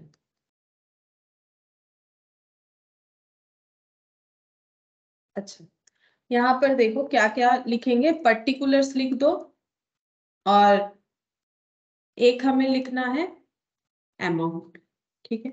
अच्छा, यहाँ पर कॉस्ट स्टेटमेंट में जैसे देखो मैंने यहाँ भी एक कॉस्ट स्टेटमेंट ही बनाया है, लेकिन यहाँ पर मैंने खर्चे को लाइन बाय लाइन लिख के ऐड कर दिया। यहाँ पर हम लोग प्रेजेंटेशन के लिए एक सिस्टम जो है फॉलो कर सकते हैं। क्या फॉलो कर सकते हैं, हम लोग अपने एक्सपेंसेस को 3 पार्ट में डिवाइड करके लिख सकते हैं। क्या क्या, फिक्स्ड, और एक होता है वेरिएबल, ठीक है, और एक होता है रिपेयर्स मेंटेनेंस बोल के, ठीक है। फिक्स्ड को यहाँ स्टैंडिंग बोला जाता है, फिक्स्ड यानी जो चेंज नहीं होता है, स्टैंडिंग यानी जो जैसा है वैसा ही है, वैसा ही स्टैंड कर रहा है। वेरिएबल को यहाँ पर बोला जाता है रनिंग, ठीक है। यहाँ पर वेरिएबल का नाम होता है रनिंग, और रिपेयर्स मेंटेनेंस, इस 3 पार्ट में हम लोग स्टेटमेंट को जो है यहाँ पर प्रेजेंट कर सकते हैं। क्या ये मैंडेटरी है? नहीं, ये मैंडेटरी तो नहीं है, लेकिन जब हमें ऐसे छोटा सा क्वेश्चन दे देगा और हमें बोलेगा कि स्टेटमेंट बनाओ, तो क्या हम लोग इसी को देख देख के लिख देंगे तो किस बात का नंबर है। तो एक्चुअली क्या है, ये ऑप्शनल होता है, करो या ना करो इस तरीके से प्रेजेंटेशन, लेकिन जब ऐसा क्वेश्चन देगा तो हम लोग प्रेजेंटेशन जरूर करेंगे, नहीं तो फिर क्वेश्चन का कुछ वैल्यू ही नहीं रहेगा, ठीक है। अच्छा, अब कहाँ इस तरीके का प्रेजेंटेशन मैंडेटरी होता है, देखो हम लोग का सर्विस कॉस्टिंग में ना व्हीकल रिलेटेड क्वेश्चन होता है जो हम लोग पहले कर चुके हैं। अच्छा, और किस तरीके का क्वेश्चन हो सकता है, एक होता है होटल सर्विस रिलेटेड, जो भी हम लोग कर चुके हैं लास्ट 2 या 3 क्लास में हम लोगों ने ये रिलेटेड क्वेश्चन किया है। तो व्हीकल में मैंडेटरी होता है, ठीक है, व्हीकल में मैंडेटरी होता है कि हम लोग अपने स्टेटमेंट का प्रेजेंटेशन इस तरीके से करें। बाकी जो भी सेक्टर हम लोग करेंगे ना, जैसे होटल का हो गया, जरूरी नहीं है ऐसे प्रेजेंटेशन करो। अभी थोड़ी देर पहले एक लोन डिपार्टमेंट का किया, उसमें भी जरूरी नहीं है कि ऐसे प्रेजेंटेशन करो। अभी हम लोग कर रहे हैं थर्मल पावर का, उसमें भी जरूरी नहीं है, लेकिन क्वेश्चन इतना छोटा सा है कि उसमें अगर हम लोग प्रेजेंटेशन नहीं करेंगे तो फिर आंसर का वैल्यू ही नहीं रहेगा। तो मेरे हिसाब से प्रेजेंटेशन कर लेना जरूरी है। अब बात रहा कि कैसे समझेंगे कौन सा फिक्स्ड खर्चा है, कौन सा वेरिएबल है, और कौन सा हम लोग का रिपेयर्स मेंटेनेंस है। तो रिपेयर्स मेंटेनेंस तो लैंग्वेज से ही पता चल जाएगा कि ये रिपेयर्स मेंटेनेंस है, इसमें तुम लोग को कोई भी ज्यादा प्रॉब्लम नहीं होने वाला। बात यह है कि चूज ऐसे करना है कि वेरिएबल का खर्चा कैसे समझे, कौन सा वेरिएबल है कौन सा फिक्स्ड है, तो हम समझाते हैं कैसे समझ में आएगा। देखो सबसे पहले हम लिख लेते हैं, पहले स्टैंडिंग ही लिखा जाता है। स्टैंडिंग का मतलब होता है फिक्स्ड खर्चा, ठीक है, स्टैंडिंग चार्जेस बोल के लिखा जाता है। अच्छा, अब फिक्स्ड खर्चे का मतलब क्या है, जैसे देखो अगर कोई रेंट में रहते हो, ठीक है, तो तुम लोग रहो या ना रहो, जैसे मान लो अगर हम रेंट में रहते हैं, अगर हम मान लो 1 मंथ कोलकाता के बाहर है, तो क्या मुझे रेंट नहीं देना पड़ेगा? बिल्कुल देना पड़ेगा, यानी रेंट मेरा फिक्स्ड खर्चा हो गया। अब बिजनेस से रिलेट कर लो, जैसे कोरोना में मान लो बिजनेस बंद था, कोरोना में क्यों, अगर मान लो कोई 15 दिन अपना बिजनेस बंद ही रख रहा है और उसका फैक्ट्री जो है वो रेंटेड जगह पे है, तो क्या उसे रेंट नहीं देना पड़ेगा? क्योंकि हम 15 दिन नहीं थे, फैक्ट्री ही नहीं चला है, तो क्यों रेंट देना पड़ेगा? भाई देना पड़ेगा, फिक्स्ड है, ठीक है। तो ऐसे खर्चे जो हमारे बिजनेस के एक्टिविटी में डिपेंड नहीं करेंगे, ठीक है, हमें देना ही पड़ेगा। इस तरीके के खर्चे को फिक्स्ड या स्टैंडिंग बोला जाता है। और वेरिएबल का मतलब है कि अगर हमारा प्रोडक्शन हो रहा है या सर्विस प्रोवाइड हो रहा है, दो सेक्टर में बिजनेस होता है तो ही खर्चा होता है, नहीं तो नहीं होता है, ऐसे खर्चे को वेरिएबल बोलेंगे, ठीक है। जैसे मान लो अगर हम क्लास लेते हैं तो ही मेरा जो है क्या बोले नेट का खर्चा होगा, ठीक है, तो ही मेरा जो है नेट का खर्चा होगा, अदरवाइज नहीं होगा, ठीक है। अगर हम नेट पैक सिर्फ क्लास लेने के लिए ही यूज करते हैं या फिर हम लैपटॉप ऑन करके रखें, जो इलेक्ट्रिसिटी का खर्चा हो रहा है, जस्ट एग्जांपल के लिए बोल रहे हैं और कुछ नहीं, ठीक है। तो ये जो इलेक्ट्रिसिटी का खर्चा हो रहा है इसका मतलब क्या हो गया, ये हम लोग का जो है क्लास लेने पे ही, लैपटॉप ऑन होने पे ही होता है, नहीं तो नहीं। घर पे तुम लोग फैन का यूज करते हो, ठीक है, पंखा, तो फिर वो पंखा चलेगा तभी इलेक्ट्रिसिटी बिल आएगा। जैसे भी ठंडी का मौसम है तो नहीं चला रहे हो तो कम आएगा इलेक्ट्रिसिटी बिल, ठीक है। तो यहाँ पर भी देखो हम लोग आइडेंटिफाई करेंगे कि कौन सा स्टैंडिंग खर्चा है। पहले तुम लोगों से आइडेंटिफाई करवाते हैं कैसे। यहाँ पर सोचना है, अगर हम लोग का इलेक्ट्रिसिटी जनरेट होता है तो ही वो खर्चा लगता है तो वो वेरिएबल है, लेकिन इलेक्ट्रिसिटी जनरेट का काम चले या ना चले, अगर मुझे वो खर्चा पे करते जाना ही है तो वो मेरा फिक्स्ड यानी कि स्टैंडिंग खर्चा हो जाएगा, ठीक है। अच्छा, जैसे यहाँ पर देखो क्या बोला है, ऑपरेटिंग लेबर। ऑपरेटिंग लेबर का मतलब जो उस इलेक्ट्रिसिटी पावर जनरेट करने का काम करते हैं, ठीक है, उन लेबरों को जो सैलरी दिया जाता है, मतलब वेजेस दिया जाता है या जो भी बोलो, तो वो हम लोग का क्या है, फिक्स्ड होगा कि वेरिएबल होगा। रिपेयर मेंटेनेंस का अपना अलग ही होगा, उसको छोड़ो, ये अपना अलग हेड में चला जाता है। तो मुझे ये बताओ कि ऑपरेटिंग लेबर को हम लोग जो पेमेंट करते हैं, क्या इलेक्ट्रिसिटी जनरेट होने पे ही करते हैं या फिर इलेक्ट्रिसिटी जनरेट का काम बंद होगा तो भी पे करेंगे? तो मुझे ये बताओ, ये हम लोग का फिक्स्ड होगा कि वेरिएबल होगा, उसके ऊपर डिपेंड करेगा।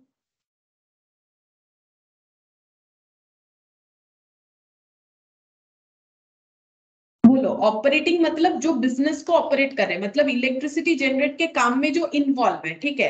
तो अगर इलेक्ट्रिसिटी जनरेट का काम होगा तो ही उनको पेमेंट करते हैं या फिर ऐसे भी उनको पेमेंट करना पड़ेगा? क्या लगता है तुम लोग को? अरे गलत हुआ तो हुआ, बोलो ना क्या होगा, जो भी लग रहा है वो बताओ।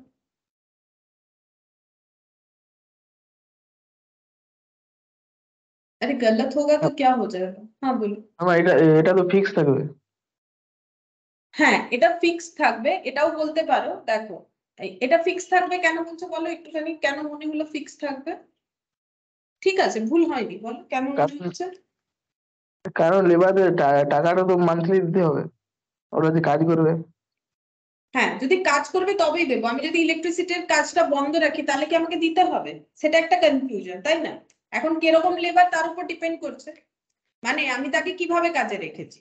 मतलब मेरे कहने का मतलब है कि ये लेबर मेरा कैसा है, क्या इनसे मेरा ऐसा बात हुआ है कि भाई इलेक्ट्रिसिटी जनरेट का काम हो या ना हो हम तुम्हें पेमेंट कर देंगे, ठीक है। और क्या, या फिर ऐसे हुआ है कि आप जिस जिस दिन आओगे काम पे तभी आपको पेमेंट करेंगे, नहीं तो नहीं करेंगे। जैसे देखो एक सिंपल एग्जांपल देते हैं, जैसे मान लो अगर किसी के शॉप में कोई स्टाफ रखा गया है काम के लिए, ठीक है, अब उनको हम लोग मंथली सैलरी देते हैं, मान लो 10,000 पर मंथ करके, ठीक है।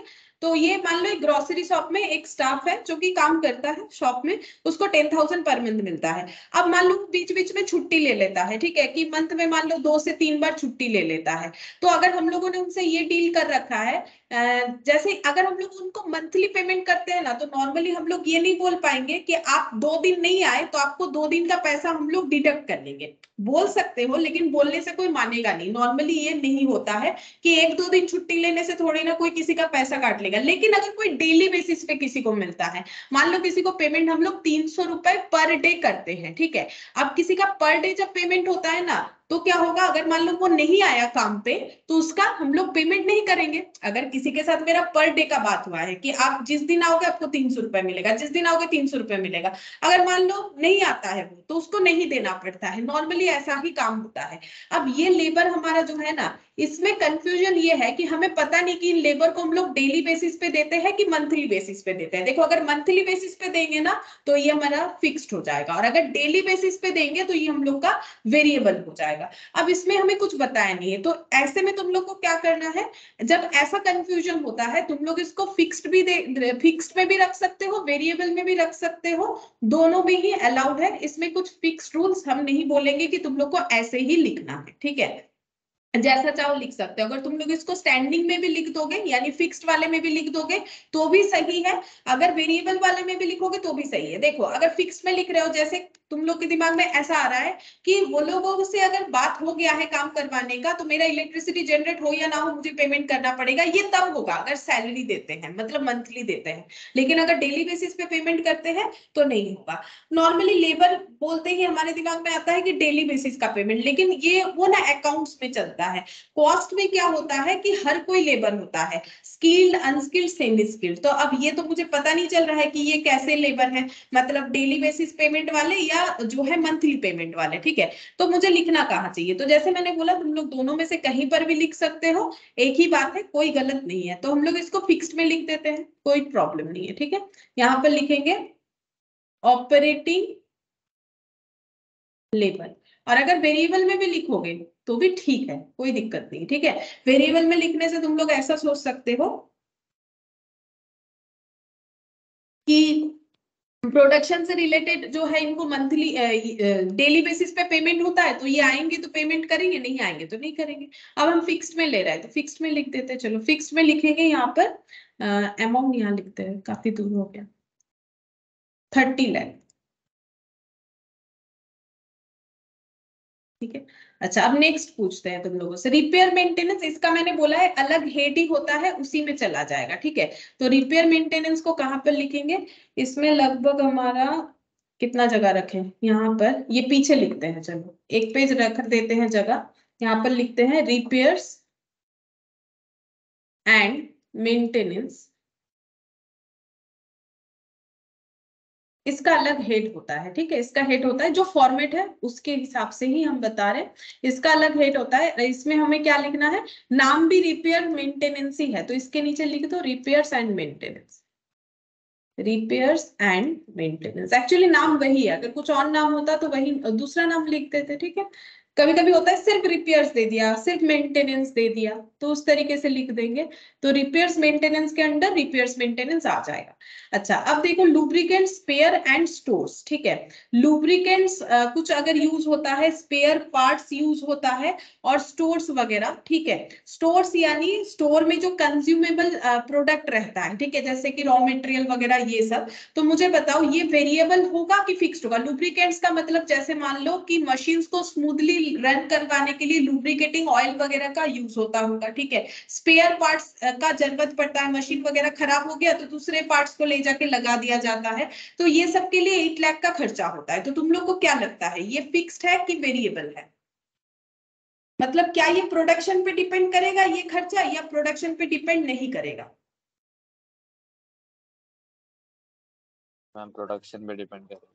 हाँ ये प्रोडक्शन पे डिपेंड करेगा। देखो जैसे अगर कुछ मशीन्स वगैरह हम लोग यूज करते हैं, जैसे मान लो अगर किसी के घर पे एसी है, फ्रिज है, तो देखो जितना ज्यादा यूज करोगे उतना ज्यादा उस पे हमारा क्या होगा, मतलब लुब्रिकेंट्स वगैरह, स्पेयर पार्ट्स वगैरह, स्टोर्स वगैरह का यूज उस तरीके से होगा। तो लुब्रिकेंट, स्पेयर एंड स्टोर्स ये हम लोग का वेरिएबल हो जाएगा। इलेक्ट्रिसिटी जितना जनरेट ज्यादा करोगे उतना उसका यूज होगा, तो इसको हम लोग लिखेंगे वेरिएबल में, ठीक है। तो यहाँ पर लिखते हैं वेरिएबल बोल के, वेरिएबल, या फिर इसको रनिंग लिख सकते हो। अच्छा वेरिएबल ही लिख दो, एक ही बात है, कोई बात नहीं, वेरिएबल चार्जेस ही लिख दो। रनिंग जो है व्हीकल वाले कंसेप्ट में यूज करने से ज्यादा बेटर होता है। तो यहाँ पर हम लोग लिखेंगे लुब्रिकेंट्स, स्पेयर्स और स्टोर्स, 8 लाख। ये सब इलेक्ट्रिसिटी जनरेट पे डिपेंड करेगा, जितना ज्यादा मशीन का यूज होगा उतना ज्यादा लुब्रिकेंट, स्पेयर पार्ट्स वगैरह का यूज होगा। अच्छा प्लांट सुपरविजन, प्लांट को जो सुपरवाइज करते हैं उनको जो सैलरी मिलता है, ठीक है, प्लांट को जो सुपरवाइज करते हैं, नॉर्मली सुपरवाइजर को कभी डेली बेसिस पे नहीं मिलेगा। सुपरवाइजर एक ऐसा काम है सुपरवाइजिंग का, उनको सैलरी बेसिस पे ही रखा जाता है। तो जो प्लांट को सुपरवाइज करते हैं उनको जो पेमेंट कर रहे हैं वो फिक्स्ड होगा कि वेरिएबल होगा? मतलब क्या वो इलेक्ट्रिसिटी जनरेट पे डिपेंड करेगा कि नहीं? अगर 5 दिन इलेक्ट्रिसिटी जनरेट बंद रहेगा तो क्या सुपरवाइजर को सैलरी नहीं देंगे? देंगे। तो मुझे बताओ कि ये फिक्स्ड होगा कि वेरिएबल होगा?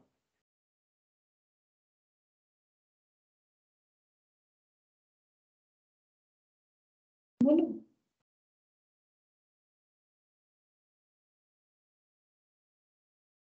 बोलो, फिक्स्ड होगा कि वेरिएबल होगा? अरे गलत होने से कोई बात नहीं है, पनिशमेंट कौन सा देना है? वेरिएबल।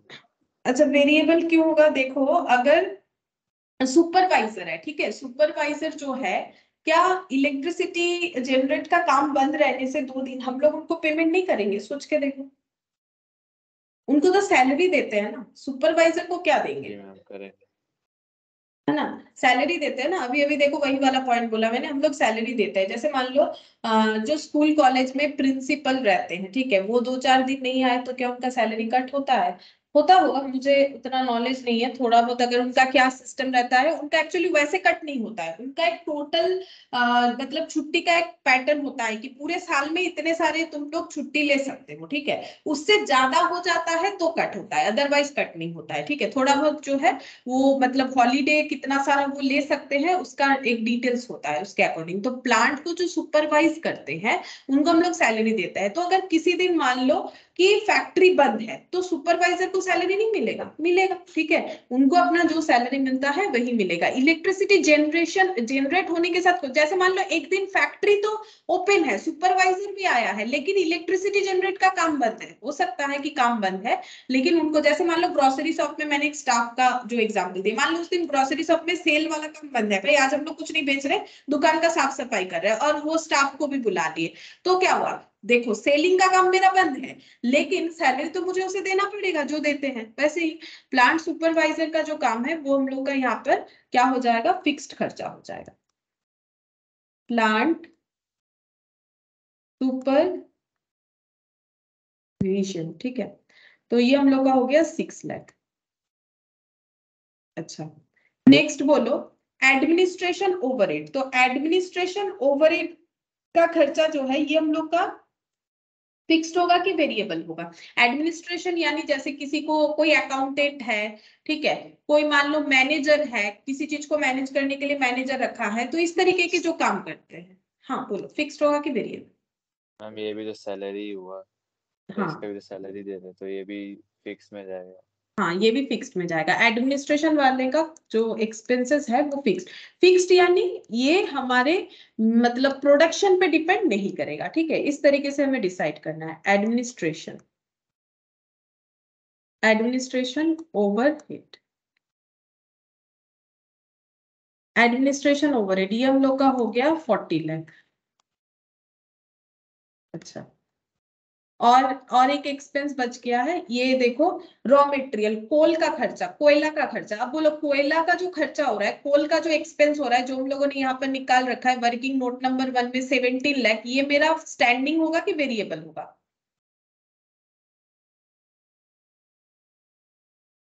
मतलब प्रोडक्शन कम ज्यादा होने पर डिपेंड करेगा कि नहीं करेगा? वेरिएबल होगा, ठीक है, सब कोई वेरिएबल आंसर दे रहा हो तो देखो वेरिएबल होगा। उसका रीजन क्या है?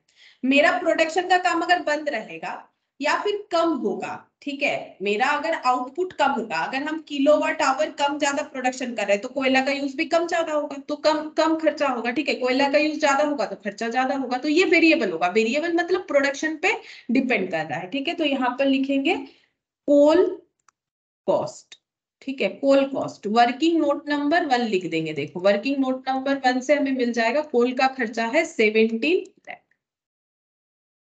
ठीक है, सब खर्चा लिख लिया। एक अभी भी बाकी है, डेप्रिसिएशन, ठीक है।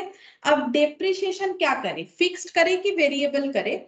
इसमें देखो अगर डेप्रिसिएशन हम लोग का स्ट्रेट लाइन मेथड होता है, ठीक है, तो वो फिक्स्ड होगा। स्ट्रेट लाइन मेथड में एक ही जैसा डेप्रिसिएशन हर बार लगता है, लेकिन अगर डब्ल्यूटीबी होता है तो वो चेंज हो जाता है, तो तुम लोग को लगेगा कि वो वेरिएबल है। देखो फिक्स्ड में क्या होता है, जैसे अगर 100 रुपीज का एसेट है तो उसपे अगर 5% करके डेप्रिसिएशन लगता है तो 5 रुपीज, फिर ये देखो 5 रुपीज से एसेट का वैल्यू कम कर देंगे, हो गया 95, फिर 95 पे 5 रुपीज कम कर देंगे 90, फिर 90 पे 5 रुपीज कम करेंगे 85, ऐसे चलता है। इसे हम लोग बोलते हैं स्ट्रेट लाइन मेथड। और जो WDB यानी रिटर्न डाउन वैल्यू मेथड होता है, उसमें कैसे होता है, 100 में 5 माइनस करोगे तो 95, फिर 95 में तुम लोग को 5% लगाना होगा, तो जितना आंसर आएगा वो डेप्रिसिएशन हो जाएगा। ठीक है, ये देखो 95 में 5% लगाओगे, जितना आंसर आएगा 4.75, ये डेप्रिसिएशन हो जाएगा।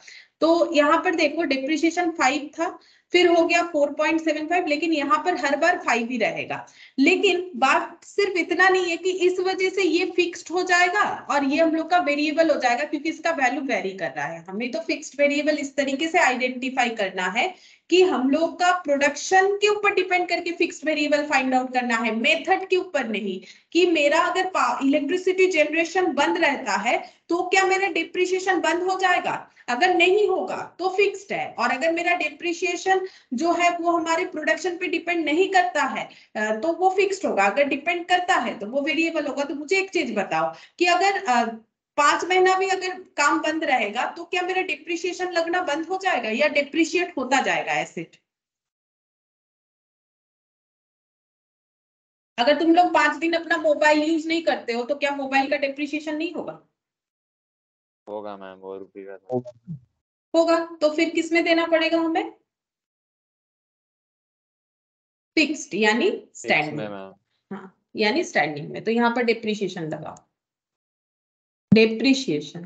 ठीक है, तो डेप्रिसिएशन कितना हो जाएगा? डेप्रिसिएशन एक ऐसा चीज है, तुम लोग अगर मान लो एक कार खरीद लिए, ठीक है, और उसे नहीं चला रहे हो, रख दिए, अच्छे से रख दिए 1 मंथ के लिए, तो क्या फर्क पड़ेगा? जब से वो हम लोगों ने खरीद लिया है ना, तो वो डिप्रिशिएट वैसे ही होना स्टार्ट हो गया। अगर मान लो 1 महीना उस गाड़ी को यूज नहीं किए, फिर उसको बेचने जाओगे मार्केट में, वो सेकेंड हैंड ही बन जाएगा। कोई उसे जो है पूरा प्राइस नहीं देगा। तुम लोग जितना भी बोल लो कि मैंने तो थोड़ा सा भी इसे यूज नहीं किया, तो क्या फर्क पड़ेगा? नहीं किया तो क्या हुआ, सेलर तो वो नहीं, ठीक है, तो क्या हो जाएगा, उससे सेकेंड हैंड ही ट्रीट किया जाएगा, मतलब उसका वैल्यू कम कर दिया जाएगा, यानी डिप्रिशिएट हो गया। तो यहाँ पर कितना डिप्रिशिएशन लगेगा? 5%। 5 कितना है, 5 करोड़ शायद। हाँ, 3 4 5 6 7, हाँ 70 है तो 5 करोड़। इस पे 5% यानी 25 लाख।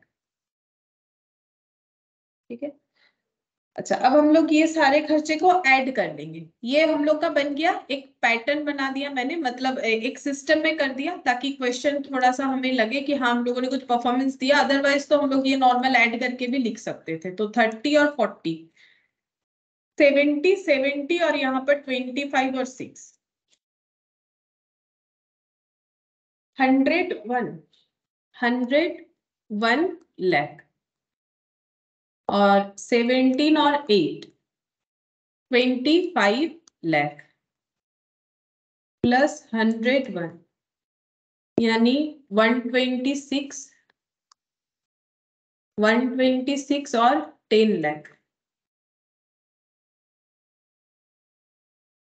136, मतलब 1 करोड़ 36 लाख, ये टोटल करके आ जाएगा। इधर 10 लाख आउटर में लिख देते हैं, एक ही आइटम है, तो यहाँ पर हो जाएगा 1 करोड़ 36 लाख। ठीक है, मैंने 2 कॉलम यूज कर लिया है, तुम लोग चाहो तो एक ही कॉलम में कर सकते हो। मेरा इधर अमाउंट लिखा हुआ था तो मैंने इधर ये टोटल स्टैंडिंग चार्जेस लिख दिया, ये टोटल वेरिएबल लिख दिया।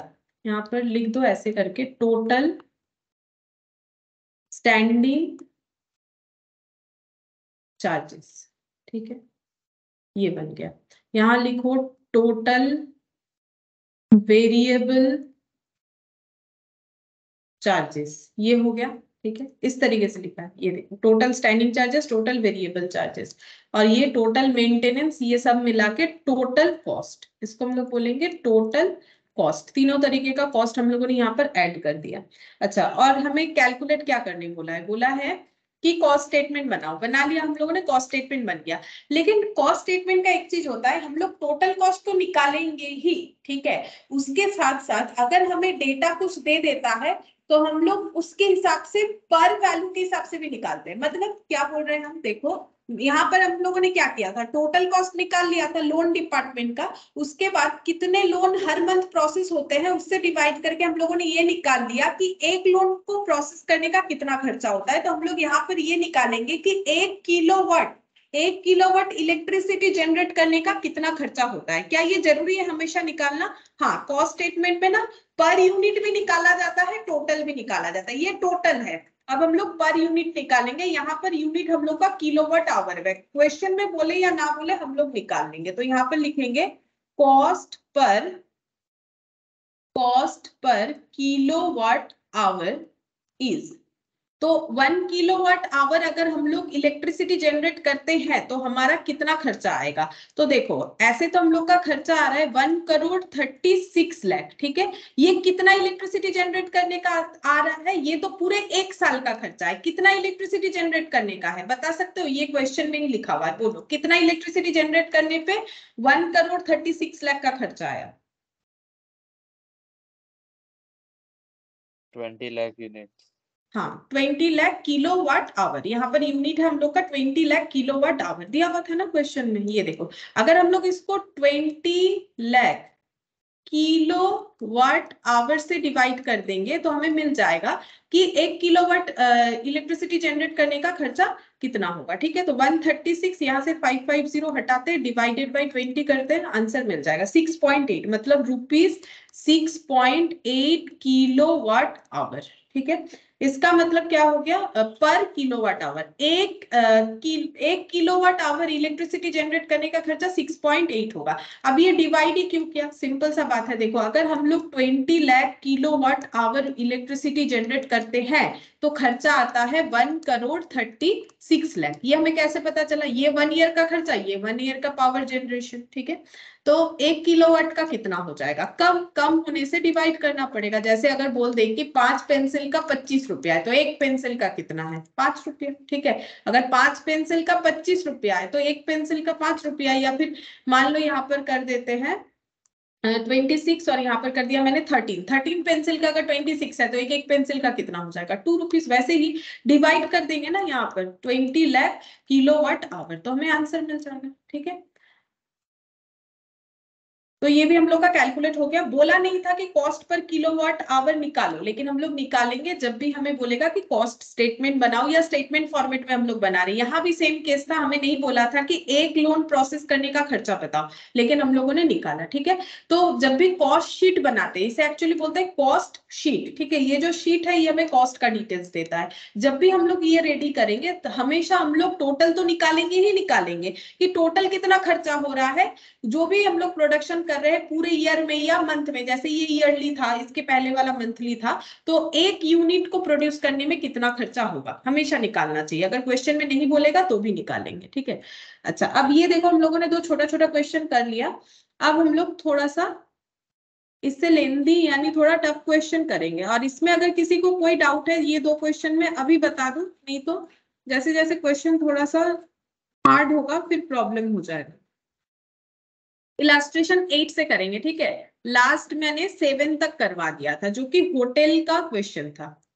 अभी हम लोग इलास्ट्रेशन 8 से करेंगे।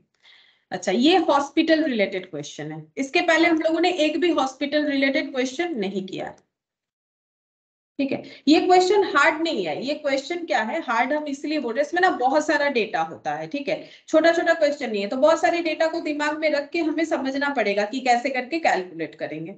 तो देखो यहाँ पर क्या बोला है, ABC hospital run a critical care unit. ABC hospital जो है वो क्रिटिकल केयर यूनिट चलाता है इन ए हायर्ड बिल्डिंग। एक बिल्डिंग को भाड़े पे ले लिया, हायर मतलब भाड़े पे लेना, एक बिल्डिंग को भाड़े पे ले लिया है, वहां पर सीसीयू यूनिट चलाता है, ठीक है। हॉस्पिटल में होता है ना आईसीयू सीसीयू, वैसे ही तो सीसीयू कंसिस्ट ऑफ 35 बेड्स। तो इनका जो ये बिल्डिंग है, ठीक है, बिल्डिंग में मान लो ये साइड जो है इधर पूरा सीसीयू यूनिट है, ये सीसीयू यूनिट है, यहाँ पर कितने सारे बेड है 35, 1 2 3 4 5 6 7 8 9 10 11 12 13 14, ऐसे करके टोटल 35 बेड इनका लगा हुआ है सीसीयू यूनिट में।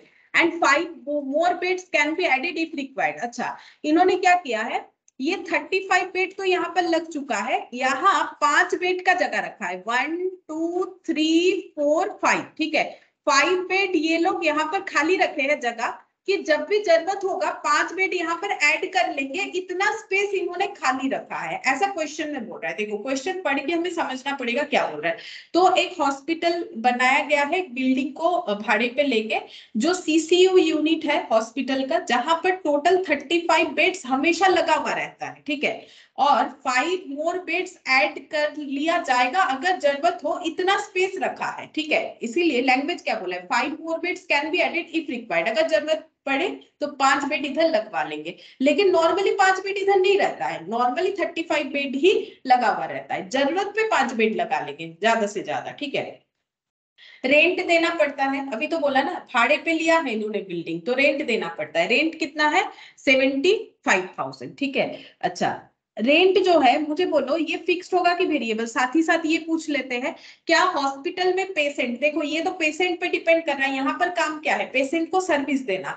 तो हमारा पेशेंट जो है एडमिट हो बेड में या ना हो, क्या हमें उससे रेंट का कोई लेना देना है, मतलब रेंट फिक्स्ड है कि वेरिएबल, यहाँ पर सारे फिक्स्ड और वेरिएबल खर्चे को कैसे आइडेंटिफाई करोगे, अगर मेरा पेशेंट से रिलेटेड खर्चा है, पेशेंट आएगा तो खर्चा होगा, नहीं आएगा तो नहीं होगा, तो वेरिएबल है, और अगर पेशेंट से रिलेटेड नहीं है, पेशेंट आए या ना आए मुझे वो खर्चा पे करना है, तो वो फिक्स्ड होगा। तो मुझे बताओ कि रेंट का खर्चा मेरा फिक्स्ड होना चाहिए कि वेरिएबल? Ma'am fixed. फिक्स्ड होगा, क्योंकि हम लोग का पेशेंट आए या ना आए, जिसका हम लोगों ने बिल्डिंग भाड़े पे लिया है, हमें तो उनको पेमेंट करना ही पड़ेगा, रेंट का पेमेंट। अच्छा, सुपरवाइजर है, 2 लोगों को सुपरवाइजर के काम पे रखा गया है, जिनको 25,000 पर मंथ करके एक एक जन को दिया जाता है। देखो इंग्लिश में क्या लिखा हुआ है, supervisors 2 persons 25,000 per month each, एक एक जन को 25,000 देके दिया जाता है, 25,000 पेमेंट दिया जाता है। बोलो सुपरवाइजर को जो हम लोग पेमेंट कर रहे हैं ये फिक्स्ड है कि वेरिएबल है? फिक्स्ड। फिक्स्ड होगा, ठीक है। पेशेंट मेरा कम हो या ज्यादा हो, आए या ना आए, सुपरवाइजर को सैलरी दिया जाता है, सुपरवाइजर को तो हमें पेमेंट करना ही पड़ेगा, ठीक है। अच्छा, तो मुझे बोल सकते हो सुपरवाइजर का 1 मंथ का खर्चा कितना आएगा, हॉस्पिटल का सुपरवाइजर का 1 मंथ का खर्चा टोटल कितना आएगा, बोलो। 50,000। 50,000, हाँ 50,000, ये देखो 25,000 एक जन का, तो 2 जन का 50,000 पर मंथ, ये हम लोग का पर मंथ का आ जाएगा। अच्छा, सही बात है। फिर नर्स जो है 4 रखे गए हैं, जिनको 20,000 पर मंथ करके एक एक जन को दिया जाता है। तो बोलो सबसे पहले ये फिक्स्ड होगा कि वेरिएबल होगा?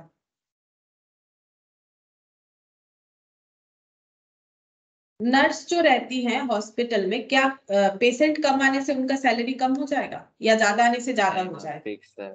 फिक्स्ड, फिक्स्ड रहेगा, ठीक है। अच्छा, कितना होगा, इनको मंथली खर्चा कितना देना पड़ेगा? टोटल 80,000। हाँ 80,000, 4 जन को देना है 20,000 करके, 4, ये 4 नर्स है, ठीक है, इनको भी मंथ का देना है 20,000, इनको भी 20,000, इनको भी 20, इनको भी 20, यानी 20 into 4 80,000 पर मंथ देना पड़ेगा। वार्ड बॉय, ठीक है, जो वार्ड बॉय रहते हैं वो 4 लोग हैं, इनको देना पड़ता है 50,000 पर मंथ करके। तो मुझे बोलो वार्ड बॉय को जो पेमेंट कर रहे हैं, वार्ड बॉय का पेमेंट क्या हो जाएगा, फिक्स्ड या वेरिएबल? बोलो, इनको पेशेंट देख के थोड़ी ना पेमेंट किया जाएगा, इनको 4 जन को रखा है तो 4 जन का तो पेमेंट करना ही पड़ेगा, पेशेंट कम आएगा इनका काम कम होगा। हाँ बोलो। फिक्स्ड। फिक्स्ड होगा, ठीक है। अगर पेशेंट 2-4 कम है तो इनका काम कम होगा, पेशेंट बहुत ज्यादा होंगे तो इनका काम ज्यादा होगा, लेकिन उससे इनका सैलरी कम या ज्यादा थोड़ी ना होगा, ऐसे नहीं होता है। तो इनको देना पड़ेगा, फिक्स्ड खर्चा होगा। अच्छा, कितना हो जाएगा per month total ward boy का खर्चा कितना हो जाएगा? 20,000। हाँ, 4 into 5,000 यानी कि 20,000 पर मंथ, ठीक है। ये जो भी हम लोगों ने अभी तक निकाला ना, पर मंथ निकाला है।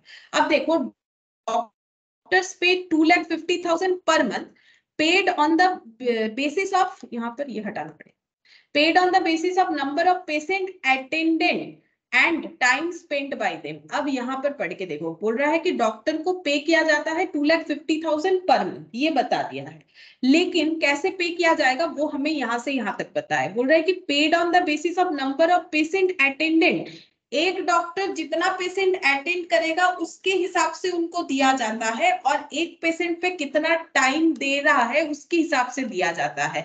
तो मंथली इतना खर्चा आ जाता है डॉक्टर का, लेकिन मुझे ये बताओ कि ये जो खर्चा है मंथली तो हमें बता दिया, बाकी में जैसे हम लोग मल्टीप्लाई वगैरह कर रहे हैं, यहाँ तो बोला नहीं कितने सारे डॉक्टर्स है, बोला है कि डॉक्टर्स को, मतलब जितने भी डॉक्टर है, हमें नहीं पता कितने डॉक्टर है, 1 है, 5 है, 7 है, वो हमें नहीं पता, लेकिन हमें ये बता दिया जितने सारे डॉक्टर है उनको जो मंथली पेमेंट होता है वो लगभग इतना हो जाता है मंथली। ठीक है, ये हमें क्वेश्चन में बता दिया है। लेकिन इनको पेमेंट कैसे करते हैं कि एक डॉक्टर एक पेशेंट को अटेंड करने में कितना टाइम लगा रहा है और वो टोटल कितने पेशेंट को अटेंड कर लेता है, उसके ऊपर उनको पेमेंट किया जाता है। तो मुझे बोलो कि ये डॉक्टर का जो सैलरी दिया जाता है ये वेरिएबल बेसिस पे होता है कि फिक्स्ड बेसिस पे होता है?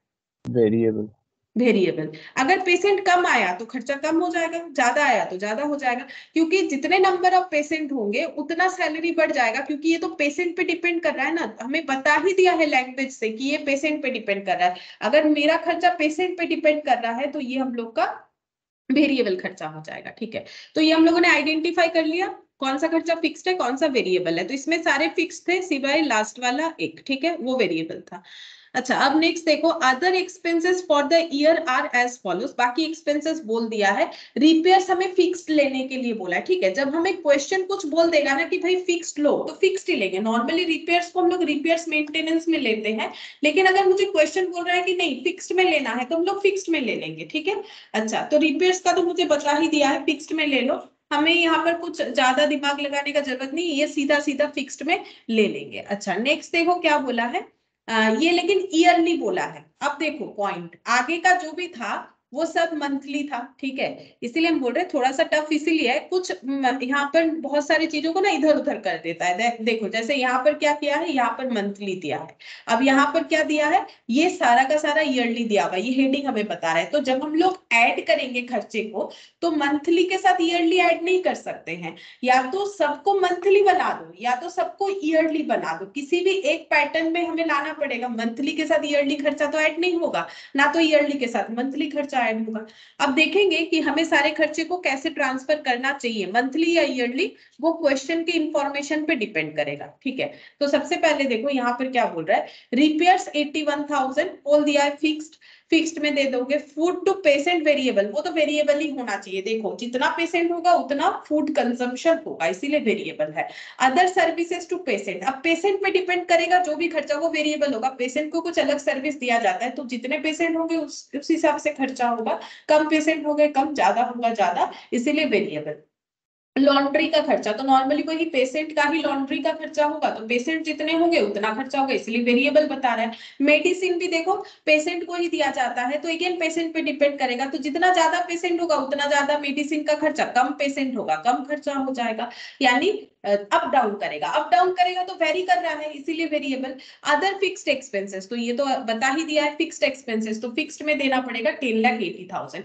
एडमिनिस्ट्रेशन एक्सपेंसेस एलोकेटेड, तो एडमिनिस्ट्रेशन यानी जैसे मैंने बोला तुम लोग को जो सैलरी वगैरह मिलता है, जो एडमिनिस्ट्रेटर का काम करते हैं उनका खर्चा, उनको नॉर्मली सैलरी दिया जाता है, तो ये हम लोग का फिक्स्ड हो जाएगा। ये बोला नहीं है लेकिन फिक्स्ड होगा, इसके पहले भी मैंने सेम क्वेश्चन करवाया, फिक्स्ड बोला। ठीक है, रीजन भी बताया, सैलरी पर्सन होते हैं जो एडमिनिस्ट्रेटर संभालते हैं, नॉर्मली स्किल्ड होते हैं, और स्किल्ड लोगों को क्या दिया जाता है, सैलरी दिया जाता है। ठीक है,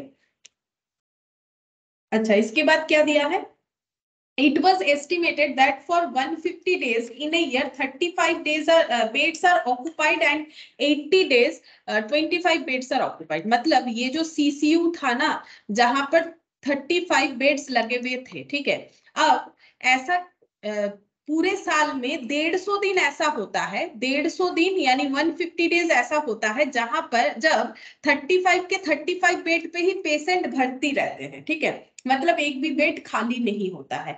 और साल में 80 डेज ऐसा होता है कि 25 बेड ऑक्यूपाई रहता है, यानी 10 बेड खाली रहता है, ठीक है। मतलब इनका भी वही सीजन ऑफ सीजन हो गया, ठीक है। मतलब जब ज्यादा कुछ मतलब मान लो फ्लू वगैरह हो रहा है, ज्यादा कुछ हो रहा है, लोगों को ट्रबल हो रहा है, तो फिर ज्यादा पेशेंट आ रहे हैं, ठीक है, बीमारी अगर ज्यादा फैल रहा है तो 35 बेड पूरा भर जाता है। और 80 दिन ऐसा होता है कि 25 डेज ही ऑक्यूपाइड रहता है, ठीक है। अब नेक्स्ट देखते हैं क्या बोला है। The hospital hired 750 bed at A charge of 100 per bed per day to accommodate the flow of patients. However, this does not exceed more than 5 extra beds over and above the normal capacity of 35 days on beds on any day. ठीक है, ये point सबसे ज्यादा important है, समझाते हैं। पहले ये लास्ट वाला लाइन पढ़ो। यहाँ पर क्या बोल रहा है, यहाँ पर बोल रहा है कि however this does not exceed, यहाँ पर बोला था कि हॉस्पिटल टोटल 750 बेड हायर करता है, ठीक है। हायर यानी भाड़े पे लेता है। इनके पास 35 बेड जो है ये फिक्स्ड है, इनके पास 35 बेड हमेशा लगे हुए रहते हैं इनके सीसीयू यूनिट पे, वो इनको किसी से भाड़े पे ले नहीं लेना पड़ता है। लेकिन ये ना 5 बेड का जगह खाली रखे थे कि अगर जरूरत पड़े तो हम लोग 5 बेड जो है यहाँ लगा लेंगे, ठीक है। अब ये 5 बेड ना इनके पास है नहीं, किसी से कॉन्ट्रैक्ट कर रखा है कि जब भी हमें जरूरत होगा 5 बेड दे दीजिएगा, और देने पे ये जो भाड़ा लेता है, जो हायर पे आता है, 100 रुपए लगता है, एक बेड का 100 रुपए लगता है एक दिन का, ठीक है। मतलब बेड तो चाहिए पेशेंट को एकोमोडेट करने के लिए, तो 35 बेड तो फिक्स्ड है, लगा हुआ है, पेशेंट आएगा तो उस 35 बेड्स में ऑक्यूपाई करवा देंगे, ठीक है। लेकिन अगर 35 से ज्यादा पेशेंट आ जाता है तो उसके लिए इनके पास 5 बेड लगाने का जगह है, बेड नहीं है, 5 बेड लगाने के लिए स्पेस है, वहां पर ये लोग 5 बेड लगा लेते हैं। और यहाँ पर बोला है कि जिनसे ये 5 बेड भाड़े पे लेते हैं वो एक बेड का एक दिन का 100 रुपीज लेता है, ये बता रहा है, ठीक है। लेकिन यहाँ बोला है कि इन्होंने 750 बेड हायर किए हैं। अब 750 बेड हायर किए हैं तो एक दिन में तो नहीं करेंगे, क्यों? क्योंकि क्वेश्चन में बता दिया है however this does not exceed more than 5 extra beds over and above the normal capacity of 35 beds on any day। एक दिन में 35 बेड्स के अलावा मैक्सिमम ये 5 बेड को ही लगा सकते हैं, उससे ज्यादा बेड ये नहीं भाड़े पे ले सकते हैं, ऐसा क्वेश्चन में हमें बता दिया है। यानी अगर इन्होंने 750 बेड हायर किए हैं तो ये एक दिन में तो नहीं किए होंगे, ठीक है। तो ये कितने दिन में किए हैं बता सकते हो? अगर एक दिन में ये 5 एक्स्ट्रा, हाँ 750 डिवाइडेड बाय 5 होना चाहिए, ठीक है। तो कितना हो जाएगा 150, है ना। देखो 750 डिवाइडेड बाय 5 होना चाहिए, क्योंकि देखो अगर 5 बेड एक दिन में वो एक्स्ट्रा ले सकते हैं तो एक बेड 1/5 दिन में, तो 750 बेड जो इन्होंने हायर किए हैं, तो 750 इंटू 1/5 यानी कितना हो जाएगा 150 दिन में ये हायर किया है। मतलब 150 दिन ऐसा गया है जिसमें इन्होंने 5 एक्स्ट्रा बेड अपने सीसीयू यूनिट पे लगाया है, ठीक है। मतलब ऐसा हुआ कि 35 से ज्यादा पेशेंट हो गए, ऐसा 150 दिन हुआ, ठीक है। 35 से ज्यादा पेशेंट हो गए, ऐसा 150 दिन हुआ। तो आई होप कि ये वाला पॉइंट भी समझ में आ गया होगा, समझ में आ जाएगा, कुछ हार्ड है नहीं, थोड़ा सा ध्यान से सुनना पड़ेगा। अब देखो नेक्स्ट, देखो क्या बोल रहा है। अब क्वेश्चन आ गया, बोल रहा है कि कैलकुलेट करके दिखाओ। क्या कैलकुलेट करके दिखाना है? contribution per patient day if the hospital recovers on an average 2000 per day from each patient। अब हम बताते हैं कंट्रीब्यूशन का मतलब क्या होता है। देखो अगर मैंने एक प्रोडक्ट 150 में सेल किया, ठीक है, और उसका कॉस्ट था, मैंने वो प्रोडक्ट किसी से 100 रुपए का खरीदा और उसमें प्रॉफिट ऐड किया 50 रुपीज का, और उसे मैंने 150 रुपए में बेच दिया, ठीक है, उसे मैंने 150 रुपए में बेच दिया। तो ये क्या हो गया, ये मेरा 150 रुपए का सेलिंग प्राइस हो गया, ठीक है। अच्छा, अब अगर हम लोग इस कॉस्ट को फिक्स्ड और वेरिएबल में डिवाइड, ये मेरा प्रॉफिट हो जाता है, ठीक है। लेकिन अब कंट्रीब्यूशन का मतलब क्या होता है वो अगर नहीं पता चलेगा तो तुम लोग को ये हम नहीं समझा पाएंगे। वो है एक्चुअली मार्जिनल कॉस्टिंग चैप्टर में, यहाँ दे दिया है तो मुझे बताना पड़ेगा। मैंने अभी तक मार्जिनल कॉस्टिंग किसी को भी नहीं करवाया है, इसके बाद शायद करवाएंगे। तो कंट्रीब्यूशन का मतलब क्या होता है वो पहले समझा देते हैं। हम लोग अगर सेल से टोटल कॉस्ट लेस करते हैं तो हमें क्या मिलेगा, प्रॉफिट। जैसे एग्जांपल के तौर पे कि मैंने 150 रुपए का प्रोडक्ट बेचा जिसका कॉस्ट मेरे लिए था 100 रुपए, मैंने 100 से किसी से खरीदा था 150 में बेच दिया, तो मेरा प्रॉफिट हो गया 50 रुपीज। अब कंट्रीब्यूशन का मतलब क्या है, सेल्स और टोटल कॉस्ट को अगर हम लोग दो पार्ट में डिवाइड करें, एक हो जाएगा फिक्स्ड और एक हो जाएगा वेरिएबल। क्या हमेशा फिक्स्ड वेरिएबल ही होता है? नहीं, अलग अलग रीजन से कॉस्ट को अलग अलग तरीके से डिवाइड किया जाता है, लेकिन कंट्रीब्यूशन के लिए फिक्स्ड और वेरिएबल में ही होता है, तो अभी हम वही समझा रहे हैं। तो sales minus fixed cost minus variable cost equal to क्या हो जाएगा? प्रॉफिट। ये सिंपल, जैसे ब्रैकेट ओपन कर दिया तो ये आ गया। तो सेल्स माइनस अगर वेरिएबल कॉस्ट लिखते हैं तो यहाँ पर हो जाएगा प्रॉफिट प्लस फिक्स्ड कॉस्ट, ठीक है। और सेल्स माइनस वेरिएबल कॉस्ट को बोला जाता है कॉस्टिंग में कंट्रीब्यूशन, ठीक है, कंट्रीब्यूशन बोला जाता है। तो अगर ये कंट्रीब्यूशन है, contribution equal to profit plus fixed cost, तो हम लोग ये बोल सकते हैं अगर ये मेरा contribution equal to profit plus fixed cost है तो ये भी मेरा कंट्रीब्यूशन ही हुआ, ठीक है। तो यहाँ पर बेसिकली मुझे कंट्रीब्यूशन का मतलब समझाना है, जिसका मतलब हो जाता है सेल्स माइनस वेरिएबल कॉस्ट, ठीक है। तो sales minus variable cost contribution होता है, मतलब मेरे बिजनेस में सेल करके हम सिर्फ वेरिएबल कॉस्ट रिकवर कर पा रहे हैं जितना, उसके बाद मेरे पास जो अमाउंट बचेगा उसको हम लोग बोलेंगे जो है कंट्रीब्यूशन। देखो हम फिर से समझाते हैं। यहाँ पर मान लो मैंने 5 पेन सेल किया, ठीक है, कितना करके? 10 रुपए करके, तो मुझे कितना मिला? 50 रुपीज, ठीक है। अच्छा, अब या फिर 100 पेन सेल किया, मुझे कितना मिला? 500।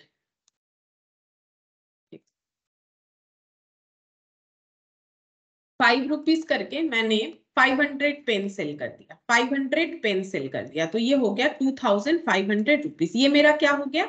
ये मेरा सेल वैल्यू हो गया, ठीक है। इसको हम लोग क्या बोलेंगे? Sale value. ये मेरा सेल वैल्यू हो गया। अच्छा, अब यहाँ से हम वेरिएबल कॉस्ट लेस करेंगे। मेरा वो सारा खर्चा जो मेरे पेन सेल होने पे डिपेंड करता है वो है, मान लेते हैं यहाँ पर ₹2 पर पेन, ठीक है। तो 500 पेन बेचने पे अगर मेरा वेरिएबल कॉस्ट 2 रुपए है, हम ये एजम्पशन ले रहे हैं कि मेरा वेरिएबल कॉस्ट 2 रुपए पर पेन है, तो 500 पेन बेचने पे मेरा वेरिएबल कॉस्ट कितना हो गया? 1000 रुपीज, ठीक है। तो मेरा प्रॉफिट कितना है वो हम ढूंढना चाह रहे हैं, लेकिन उसके पहले हम कंट्रीब्यूशन ढूंढेंगे।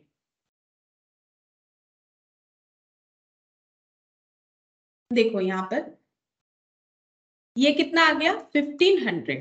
तो सेल से वेरिएबल कॉस्ट लेस होने से जो वैल्यू आता है उसको हम लोग बोलते हैं कंट्रीब्यूशन। लेकिन इसका मतलब क्या है? कंट्रीब्यूशन का मतलब, प्रॉफिट का मतलब बेच के मेरे पास क्या रहा, ठीक है। मैंने खर्चा किया, कितना मैंने खर्चा किया? यहाँ पर मान लो 150 रुपए अर्न किया, मैंने खर्चा किया था 100 रुपए, तो मैंने 50 रुपए कमा लिए, दैट इज द प्रॉफिट। लेकिन कंट्रीब्यूशन का मतलब ये होता है कॉस्ट में कि हम लोग सेल करके हमारा वेरिएबल कॉस्ट पे कर पा रहे हैं। इसका एक लॉजिक भी है। देखो जब भी कोई बिजनेस करेगा, अगर तुम लोग भी फ्यूचर में बिजनेस करते हो या किसी का बिजनेस है, ठीक है, तो हमेशा बिजनेसमैन का स्टार्टिंग में टारगेट क्या रहता है? एक चलते बिजनेस का बात नहीं कर रहे जो 10 साल 15 साल पुराना है। अगर कोई बिजनेस शुरुआत में है, स्टार्ट कर रहा है अपना बिजनेस, तो वो हमेशा ये कोशिश करेगा कि मेरा वेरिएबल कॉस्ट निकल जाए। जैसे मेरे दुकान का जो इलेक्ट्रिसिटी बिल आ रहा है वो हम अपने सेल से ही दे दें, वो घर से मुझे ना देना पड़े, ठीक है। मैंने एक स्टाफ को रखा है, उनको जो सैलरी दे रहा है वो हम अपने बिजनेस से ही पे कर पाए। अगर वो भी मुझे घर से पे करना पड़ेगा तो मुश्किल हो जाएगा, ठीक है। तो कम से कम मेरा जितना भी वेरिएबल खर्चा है, वेरिएबल यानी बिजनेस ऑन होता है तो मुझे वो खर्चा देना पड़ता है, बिजनेस चलता है नहीं चलेगा तो वो नहीं देना पड़ेगा। जैसे इलेक्ट्रिसिटी का खर्चा, प्रिंटिंग पोस्टेज का खर्चा, ठीक है, और क्या बोले, और जैसे मान लो पावर फ्यूल का खर्चा, ठीक है। इस तरीके का खर्चा जो मेरे बिजनेस का प्रोडक्शन का काम चलता है या सर्विस प्रोवाइड चल रहा है तो ही लगता है, नहीं तो नहीं लगता है। क्या सबसे पहले बिजनेसमैन का ये टारगेट नहीं होगा कि कोई भी बिजनेस ऑर्गेनाइजेशन का हम अपने बिजनेस से वेरिएबल कॉस्ट पे कर पा रहे हैं कि नहीं? अगर हम वेरिएबल कॉस्ट पे कर पाएंगे और उसके बाद मेरे पास कुछ बच जाएगा तो उसे हम लोग बोलेंगे मेरे पास एक कंट्रीब्यूशन है, ठीक है, जिसको हम यूज करेंगे फिक्स्ड कॉस्ट पे करने के लिए। कोई बिजनेस ओपन करके ये नहीं सोचता है कि मैंने जो शॉप रेंट में लिया है जिसका रेंट है मान लो 50,000, कि आज ही हम 50,000 मेरे बिजनेस से ही पे कर देंगे, ऐसा कोई नहीं सोचता है। सब कोई पहले ये सोचता है कि जितने लेबर को काम पे लगाए हैं, जितना इलेक्ट्रिसिटी बिल आ रहा है, कम से कम वो तो सेल करके पे कर दे। फिर धीरे धीरे बिजनेस ग्रो करेगा तो हम फिक्स्ड खर्चा भी पे करना स्टार्ट कर देंगे। तब तक मुझे जो है वो खर्चा बिजनेस से शायद हम नहीं निकाल पाए। स्टार्टिंग में ऐसे ही होता है, कोई भी चीज का स्टार्टिंग पॉइंट पहले होता है नेगेटिव, ठीक है। तुम लोग ये सब जो है इकोनॉमिक्स वगैरह में पढ़े होंगे, नेगेटिव होता है, ठीक है। फिर उसके बाद क्या हो जाएगा, उसके बाद जीरो में आ जाएगा, फिर उसके बाद क्या हो जाएगा, पॉजिटिव आ जाएगा, ठीक है, उसके बाद पॉजिटिव हो जाएगा। जैसे हम लोग का नंबर सिस्टम होता है ना, यहाँ जीरो, ठीक है, इधर सारे नेगेटिव वैल्यू होते हैं, -1, -2, -3, इधर सब पॉजिटिव वैल्यू होते हैं, 1, 2, 3, ठीक है। तो बिजनेस का भी वही होता है, पहले हम लोग का लॉस में रहता है यानी नेगेटिव रहता है, फिर उस लॉस को रिकवर करते करते हम लोग जीरो में पहुंच जाते हैं यानी नो प्रॉफिट नो लॉस, ठीक है, नो प्रॉफिट नो लॉस। फिर उसके बाद क्या होता है, उसके बाद आगे बढ़ता जाता है, ठीक है, तो वो हम लोग का पॉजिटिव सिचुएशन हो जाता है। तो वही हम बता रहे हैं कि अगर हम लोग बिजनेस से सिर्फ और सिर्फ अपना वेरिएबल खर्चा दे पा रहे हैं, तो वेरिएबल खर्चा पे करने के बाद हमारे पास जितना अमाउंट बचेगा उसे हम लोग बोलेंगे कंट्रीब्यूशन, ठीक है। अब हम लोग क्या सोचेंगे धीरे धीरे कि हम लोग फिक्स्ड कॉस्ट भी दे दें। अब मान लो मेरा फिक्स्ड कॉस्ट जो है बिजनेस का वो है कुछ इतना 1500 ही है, ठीक है। अब सोचो कि मेरा फिक्स्ड कॉस्ट जो है बिजनेस का वो कितना है, वो 1500 ही है। तो अगर 1500 ही है तो मेरा यहाँ पर जीरो हो गया। देखो मैंने 2500 का सेल किया, 1000 का मेरा वेरिएबल कॉस्ट था, पे कर दिया मैंने, अच्छा है, जिसका बिजनेस है वो खुश है, भाई हम 2500 कमाते हैं और उसमें मेरा 1000 वेरिएबल खर्चा आता है, हम दे देते हैं, देने के बाद भी मेरे पास 1500 रह गया, लेकिन मेरा फिक्स्ड खर्चा 1500 है। बिजनेस हम चलाएं या नहीं चलाएं मुझे ये देना ही पड़ता है। इसका मतलब मेरा बिजनेस करके मेरे हाथ में कुछ भी नहीं बचता है। ये मेरा कौन सा सिचुएशन है, नो प्रॉफिट नो लॉस, ठीक है। इसको तुम लोग लॉस नहीं बोलोगे, इसको तुम लोग लॉस नहीं बोलोगे। लॉस कब होता, लॉस तब होता अगर मेरा 1500 कंट्रीब्यूशन है और मेरा फिक्स्ड खर्चा है मान लो 1600, तो मेरा बिजनेस अभी 100 लॉस में चल रहा है, ठीक है, इसे हम लोग बोलेंगे लॉस। और अगर मान लो मेरा कंट्रीब्यूशन है 1500 और मेरा फिक्स्ड एक्सपेंसेस है 500, तो फिर मेरे पास 1000 रुपीज का क्या बच जाएगा, प्रॉफिट बच जाएगा, ठीक है। ये 3 पॉइंट होता है।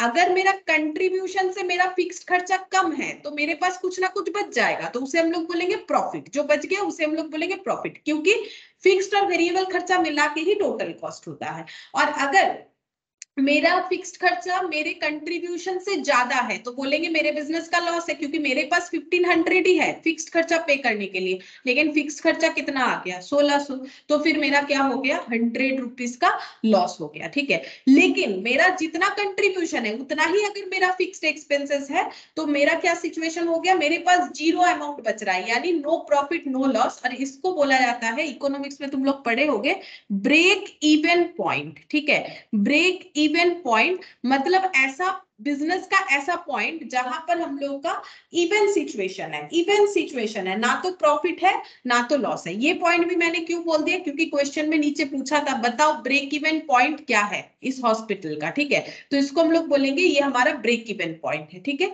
तो अब देखो, आई होप कि कंट्रीब्यूशन का मतलब समझ में आया। कंट्रीब्यूशन का मतलब है कि सेल से वेरिएबल कॉस्ट देने के बाद हमारे पास कितना बच रहा है। तो पहला पॉइंट हमें क्या बोला था, कंट्रीब्यूशन एक एक पेशेंट से कितना मिलता है वो बताओ। जैसे 5 पेन बेच के कितना कंट्रीब्यूशन मिलता है 1500, वैसे एक पेशेंट को सर्विस देने के बाद हमें कितना कंट्रीब्यूशन मिलता है वो निकालना पड़ेगा। तो कंट्रीब्यूशन निकालने के लिए हमें पहले सेल से वेरिएबल कॉस्ट को लेस करना पड़ेगा। वेरिएबल कॉस्ट कौन कौन सा है वो तो हम लोग आइडेंटिफाई करते हुए ही पढ़े हैं, तो मिल जाएगा। और सेल्स कैसे पता करेंगे, सेल्स यहाँ पर क्या है, पेशेंट से जो बेड चार्ज लेते हैं वही हम लोग का सेल वैल्यू है। पेशेंट से क्या बेड चार्ज लेते हैं, देखो 2000 per day from each patient. अगर एक पेशेंट एक दिन के लिए एडमिट होता है तो उससे 2000 रुपीज लेते हैं। तो ये तो हो गया 2000 रुपीज ले रहे हैं एक पेशेंट से एक दिन का, एक पेशेंट से एक दिन का। तो मुझे ये फाइंड आउट करना पड़ेगा कि हम लोगों का टोटल कितने दिन में कितने पेशेंट से कितने पेशेंट ने एडमिट कितना पेशेंट एडमिट हुआ है, उसके अकॉर्डिंग हमें जो है सेल यानी इनकम हुआ होगा। हॉस्पिटल का इनकम क्या है, जितना पेशेंट एडमिट होगा वही उनका इनकम है। तो हमें ये पता करना पड़ेगा कि कितना पेशेंट जो है एडमिट हुआ है। कैसे पता करेंगे, क्या हम लोग ईयरली पता करेंगे या फिर मंथली पता करेंगे। तो देखते हैं ईयरली पता करेंगे कि मंथली पता करेंगे। हम लोग को यहाँ पर जो है पेशेंट का डेटा दिया था, ये देखो 35 बेड्स जो होते हैं, 5 more beds be added if required. और ये यहाँ पर देखो ये पॉइंट दिया हुआ था, दिखाते हैं, ये देखो 1 साल का डेटा दिया है, 1 साल में कितने 35 बेड कब कब भर्ती रहता है और 80 दिन में कितने बेड ऑक्युपाइड रहता है, और ये भी हमें 1 साल का दिया है क्योंकि हम लोग का 150 दिन आया था, तो हम लोग ईयरली ही पूरा डेटा को कैलकुलेट करेंगे। ठीक है, तो सबसे पहले मुझे कैलकुलेट करना पड़ेगा कि मेरा सेल कितना है। ठीक है, मतलब मेरा इनकम कितना है हॉस्पिटल का। तो हॉस्पिटल का इनकम कैसे निकालेंगे कि 2000 करके अगर एक पेशेंट से लेते हैं तो कितना बेड हमारा ऑक्युपाई हुआ पूरे साल में। ठीक है, यहाँ क्या निकालना पड़ेगा, bed occupied in a year, in a year, एक साल में कितने बेड ऑक्युपाई है उसी पे डिपेंड करेगा हमारा इनकम कितना होगा, तो ये निकालना पड़ेगा। ठीक है, सबसे पहले ये निकालना पड़ेगा, तो ये कैलकुलेट करते हैं। तो इसको हम लोग लिखेंगे वर्किंग नोट, यहाँ पर लिखते हैं वर्किंग नोट नंबर 1। देखो, calculation of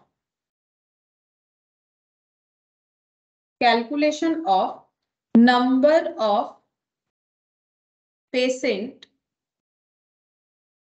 days in a year. ठीक है, अच्छा, बेड ऑक्युपाइड भी लिख सकते हो, पेशेंट डेज भी लिख सकते हो। पेशेंट डेज का मतलब कुछ नहीं, पेशेंट इनटू डेज करके जो आंसर आएगा, ये करके फायदा क्या होगा, जैसे मान लो कि अगर 5 पेशेंट जो है, या फिर ये वाला ही देख लो, यहाँ पर बोला है कि 35 बेड 150 दिन ऑक्युपाई रहता है। ठीक है, 35 बेड 150 दिन ऑक्युपाई रहता है, तो 35 बेड में 35 पेशेंट हो गए। ठीक है, 35 बेड में 35 पेशेंट हो गए, और ऐसा 150 दिन हुआ था। तो मुझे बोलो कि 150 दिन में कितना इनकम हुआ होगा। मतलब हम ये कहना चाह रहे हैं कि अगर हॉस्पिटल में 35 बेड है, 150 दिन ऐसा था, पूरे साल में 150 दिन ऐसा था कि 35 बेड के 35 बेड में ही पेशेंट थे। ठीक है, तो हम लोगों का कितने बेड से 2000 करके मिला होगा, कितने सारे बेड से 2000 करके मिला होगा। जैसे एक दिन 35 बेड पूरा फिलअप था। ठीक है, तो 35 बेड से 2000 करके हमें अमाउंट मिला होगा। ठीक है, ऐसा फिर नेक्स्ट दिन भी मान लो, किसी और दिन भी पूरे साल में कोई भी 150 दिन में ऐसा हुआ कि 35 बेड करके ऑक्युपाई था, तो एक बेड से 2000 मिलता है, तो 35 बेड से कितना मिलेगा, वैसे करके निकाल सकते हैं। लेकिन हमारा ये 35 तो 150 बार हुआ है ना, 35 बेड ऑक्युपाई था, ऐसा 150 दिन हुआ है।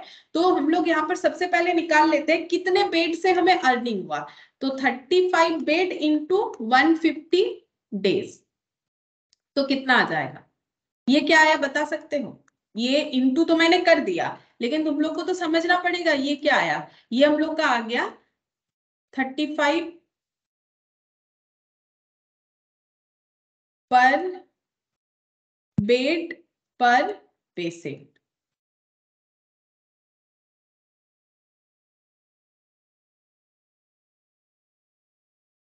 यहाँ पर नहीं, इसको ना बेड ही लिखते हैं, 35 बेड्स, 35 बेड में 35 पेशेंट है, और 5250 ये क्या आ गया, पेशेंट डेज। ठीक है, 35 बेड यानी एक्चुअली देखो 35 बेड, या फिर यहाँ पर पेशेंट भी लिख सकते हो, क्योंकि एक बेड में एक पेशेंट, तो 35 बेड में 35 पेशेंट।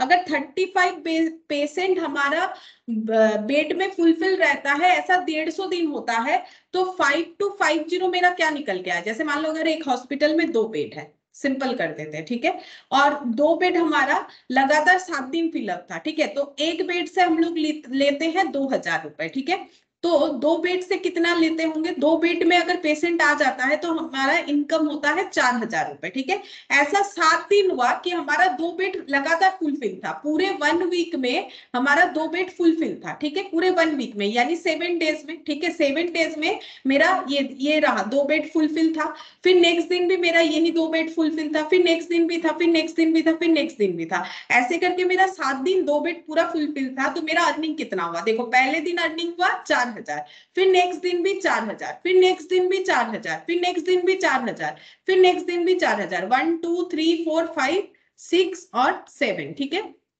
ऐसे करके मेरा इनकम हुआ, यानी 4000 रुपए करके 7 दिन का मेरा 28,000 का अर्निंग हो गया। ठीक है, अब इसको हम लोग ऐसे करके कर सकते हैं ना, देखो 2 बेड अगर 7 दिन ऑक्युपाई था, ठीक है, तो 14 बेड डेज या फिर 14 पेशेंट डेज इसे हम लोग बोल सकते हैं। ठीक है, पेशेंट डेज मतलब 14 बेड से हमारा अर्निंग होगा, 14 बेड से 2000 रुपए करके कितना हो जाएगा यहाँ पर 28,000 रुपीज। बात समझ में आया? एक ही होगा आंसर।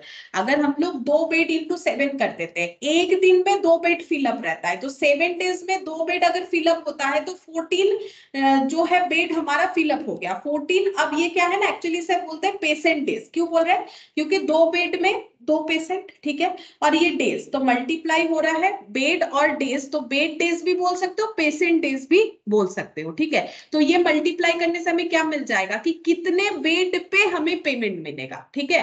तो क्या एक एक बार करके ऐसा लिखना पॉसिबल है? 150, ये तो 7 दिन था तो मैंने लिख दिया। अब 150 दिन के लिए लिखेंगे 35 बेड फिलअप, फिर 35 बेड फिलअप, फिर 35 बेड फिलअप, ऐसे करके लिखेंगे तो काफी ज्यादा टाइम लगेगा। इसीलिए हम लोग क्या कैलकुलेट कर रहे हैं?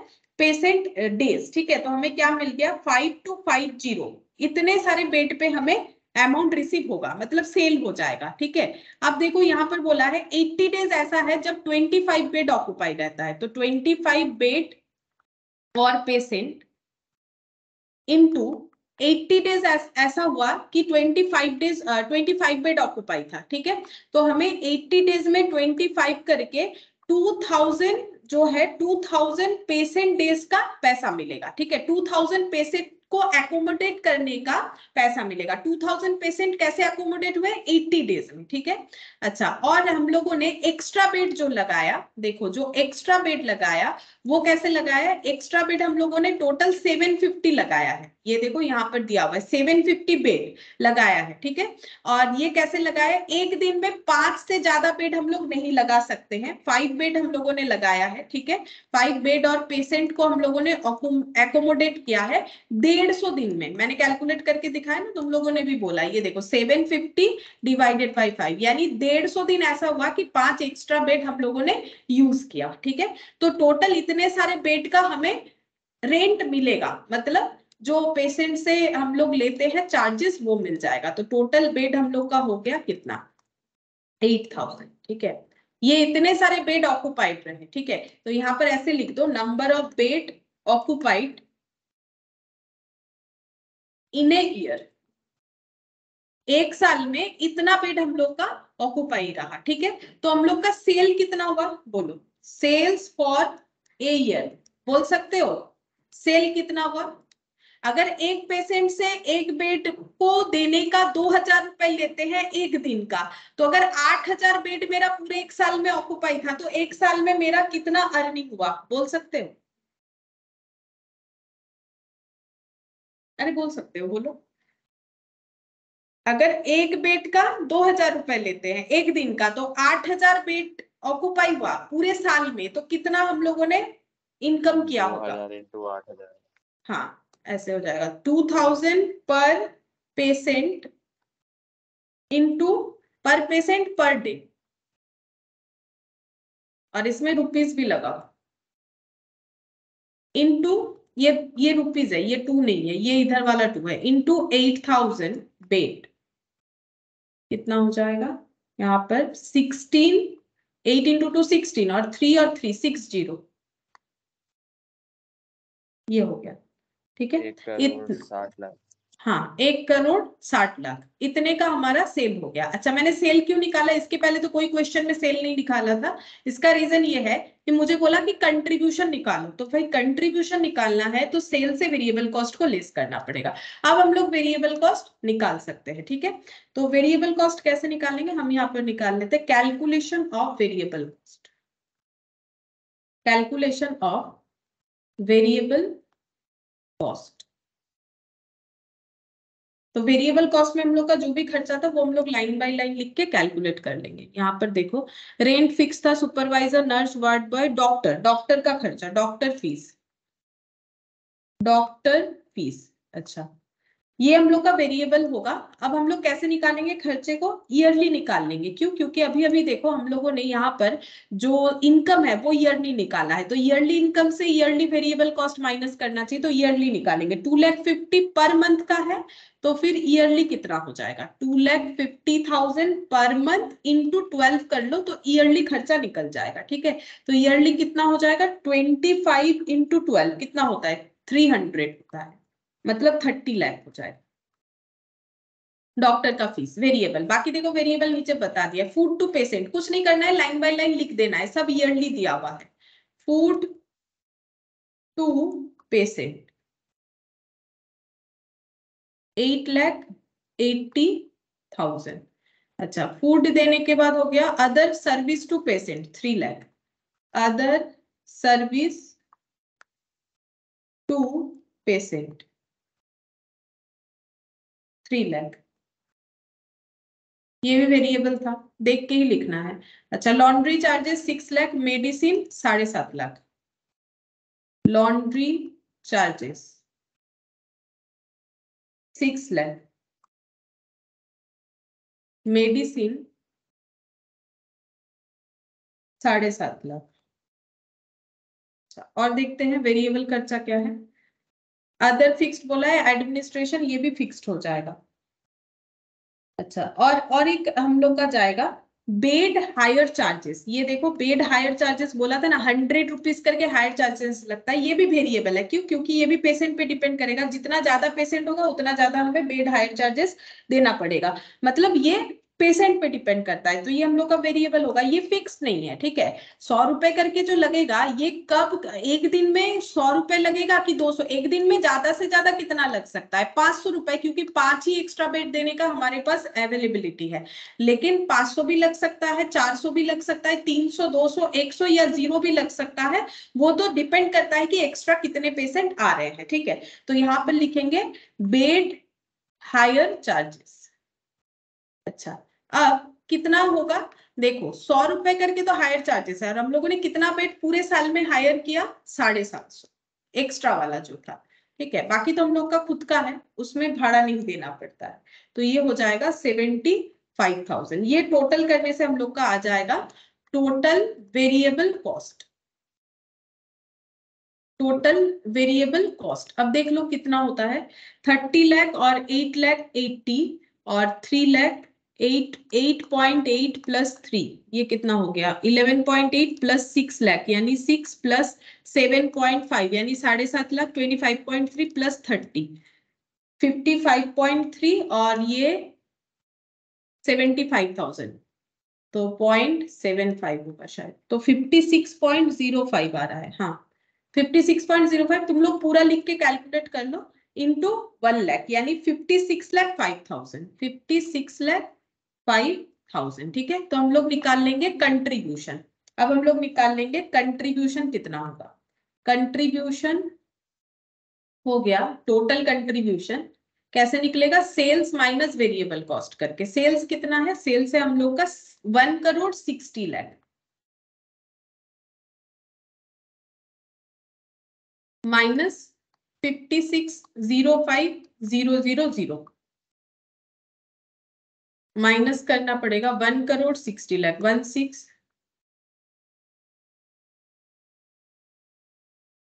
माइनस 56,05,000, तो ये हो गया 1,03,95,000। ये हम लोग का क्या निकल के आ गया?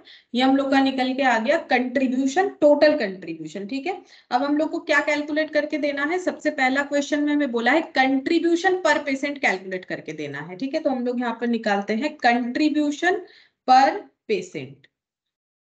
पर पेशेंट पर डे भी बोला है, ये देखो पर पेशेंट पर डे, एक दिन में एक पेशेंट से कितना कंट्रीब्यूशन अर्न कर लेता है हॉस्पिटल। ठीक है, तो पूरे एक साल में इतना कंट्रीब्यूशन अर्न कर लेता है। ठीक है, पूरे एक साल में जितने भी पेशेंट आते हैं उससे इतना कंट्रीब्यूशन जो है रिकवर कर लेता है। अब यहाँ पर हमें डिवाइड करना पड़ेगा कि पूरा ये कंट्रीब्यूशन जो ये रिकवर करता है कितने पेशेंट से करता है। तो 8,000 पेशेंट से करता है। ये पेशेंट कैसे हुआ? ये तो बेड है, तो एक एक बेड में एक एक पेशेंट, तो अगर 8,000 बेड ऑक्यूपाइड है तो 8,000 पेशेंट है। ठीक है, तो डिवाइडेड बाय पूरे साल में 8,000 पेशेंट होता है। ठीक है, 8,000 इसे हम लोग क्या बोलेंगे? इसीलिए इसे मैंने बोला कि तुम लोग लिखो पेशेंट डे। ठीक है, पेशेंट डे, तो ये हो जाएगा डिवाइडेड बाय 8,000।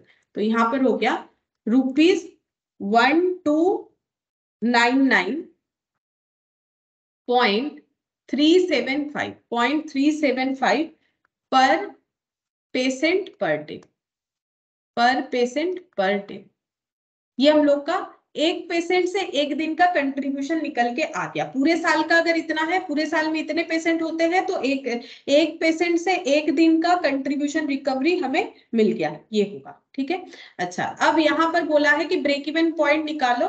तो ब्रेक इवन पॉइंट तो मैंने अभी सिखाया नहीं है, तो इसको बोलना पड़ेगा कैसे करके होगा। तुम लोग एक काम कर सकते हो, ये तो बन गया हम लोग का, ठीक है। अब इसके बाद तुम लोग टोटल फिक्स्ड कॉस्ट निकाल सकते हो। ये तुम लोग को हम टास्क देते हैं, तुम लोग को क्या फाइंड आउट करना है, टोटल फिक्स्ड कॉस्ट। ठीक है, टोटल फिक्स्ड कॉस्ट निकाल लो, ताकि हम लोग इसके बाद ब्रेक इवन पॉइंट निकाल पाएंगे। तो फिक्स्ड कॉस्ट तुम लोग को पता है कि क्या क्या है। देखो यहाँ ऊपर जितने भी कॉस्ट है ना, सारे फिक्स्ड कॉस्ट है, ये सब लगातार फिक्स्ड कॉस्ट है। लेकिन एक चीज देखो, ये सब मंथली दिया हुआ है, ठीक है। तो तुम लोग को क्या करना पड़ेगा, इसको ईयरली में ट्रांसफर करना पड़ेगा, करके मुझे बताना है कि तुम लोग का फिक्स्ड कॉस्ट कितना आया है। ठीक है, तो नेक्स्ट दिन हम तुम लोगों से पूछेंगे कि फिक्स्ड कॉस्ट का कैलकुलेशन कितना होगा। बस वही टास्क दे रहे हैं होमवर्क में कि फिक्स्ड कॉस्ट निकालो। उसके बाद हम बताएंगे कि ब्रेक इवन पॉइंट का कैलकुलेशन कैसे किया जाएगा। तो इस क्वेश्चन को हम आधा ही रख रहे हैं, ये कंप्लीट नहीं कर रहे, और होमवर्क में बस इतना ही दे रहे हैं और कुछ नहीं दे रहे हैं। ठीक है, आज हम लोग इतना ही करते हैं, बाकी हम लोग नेक्स्ट क्लास में करेंगे।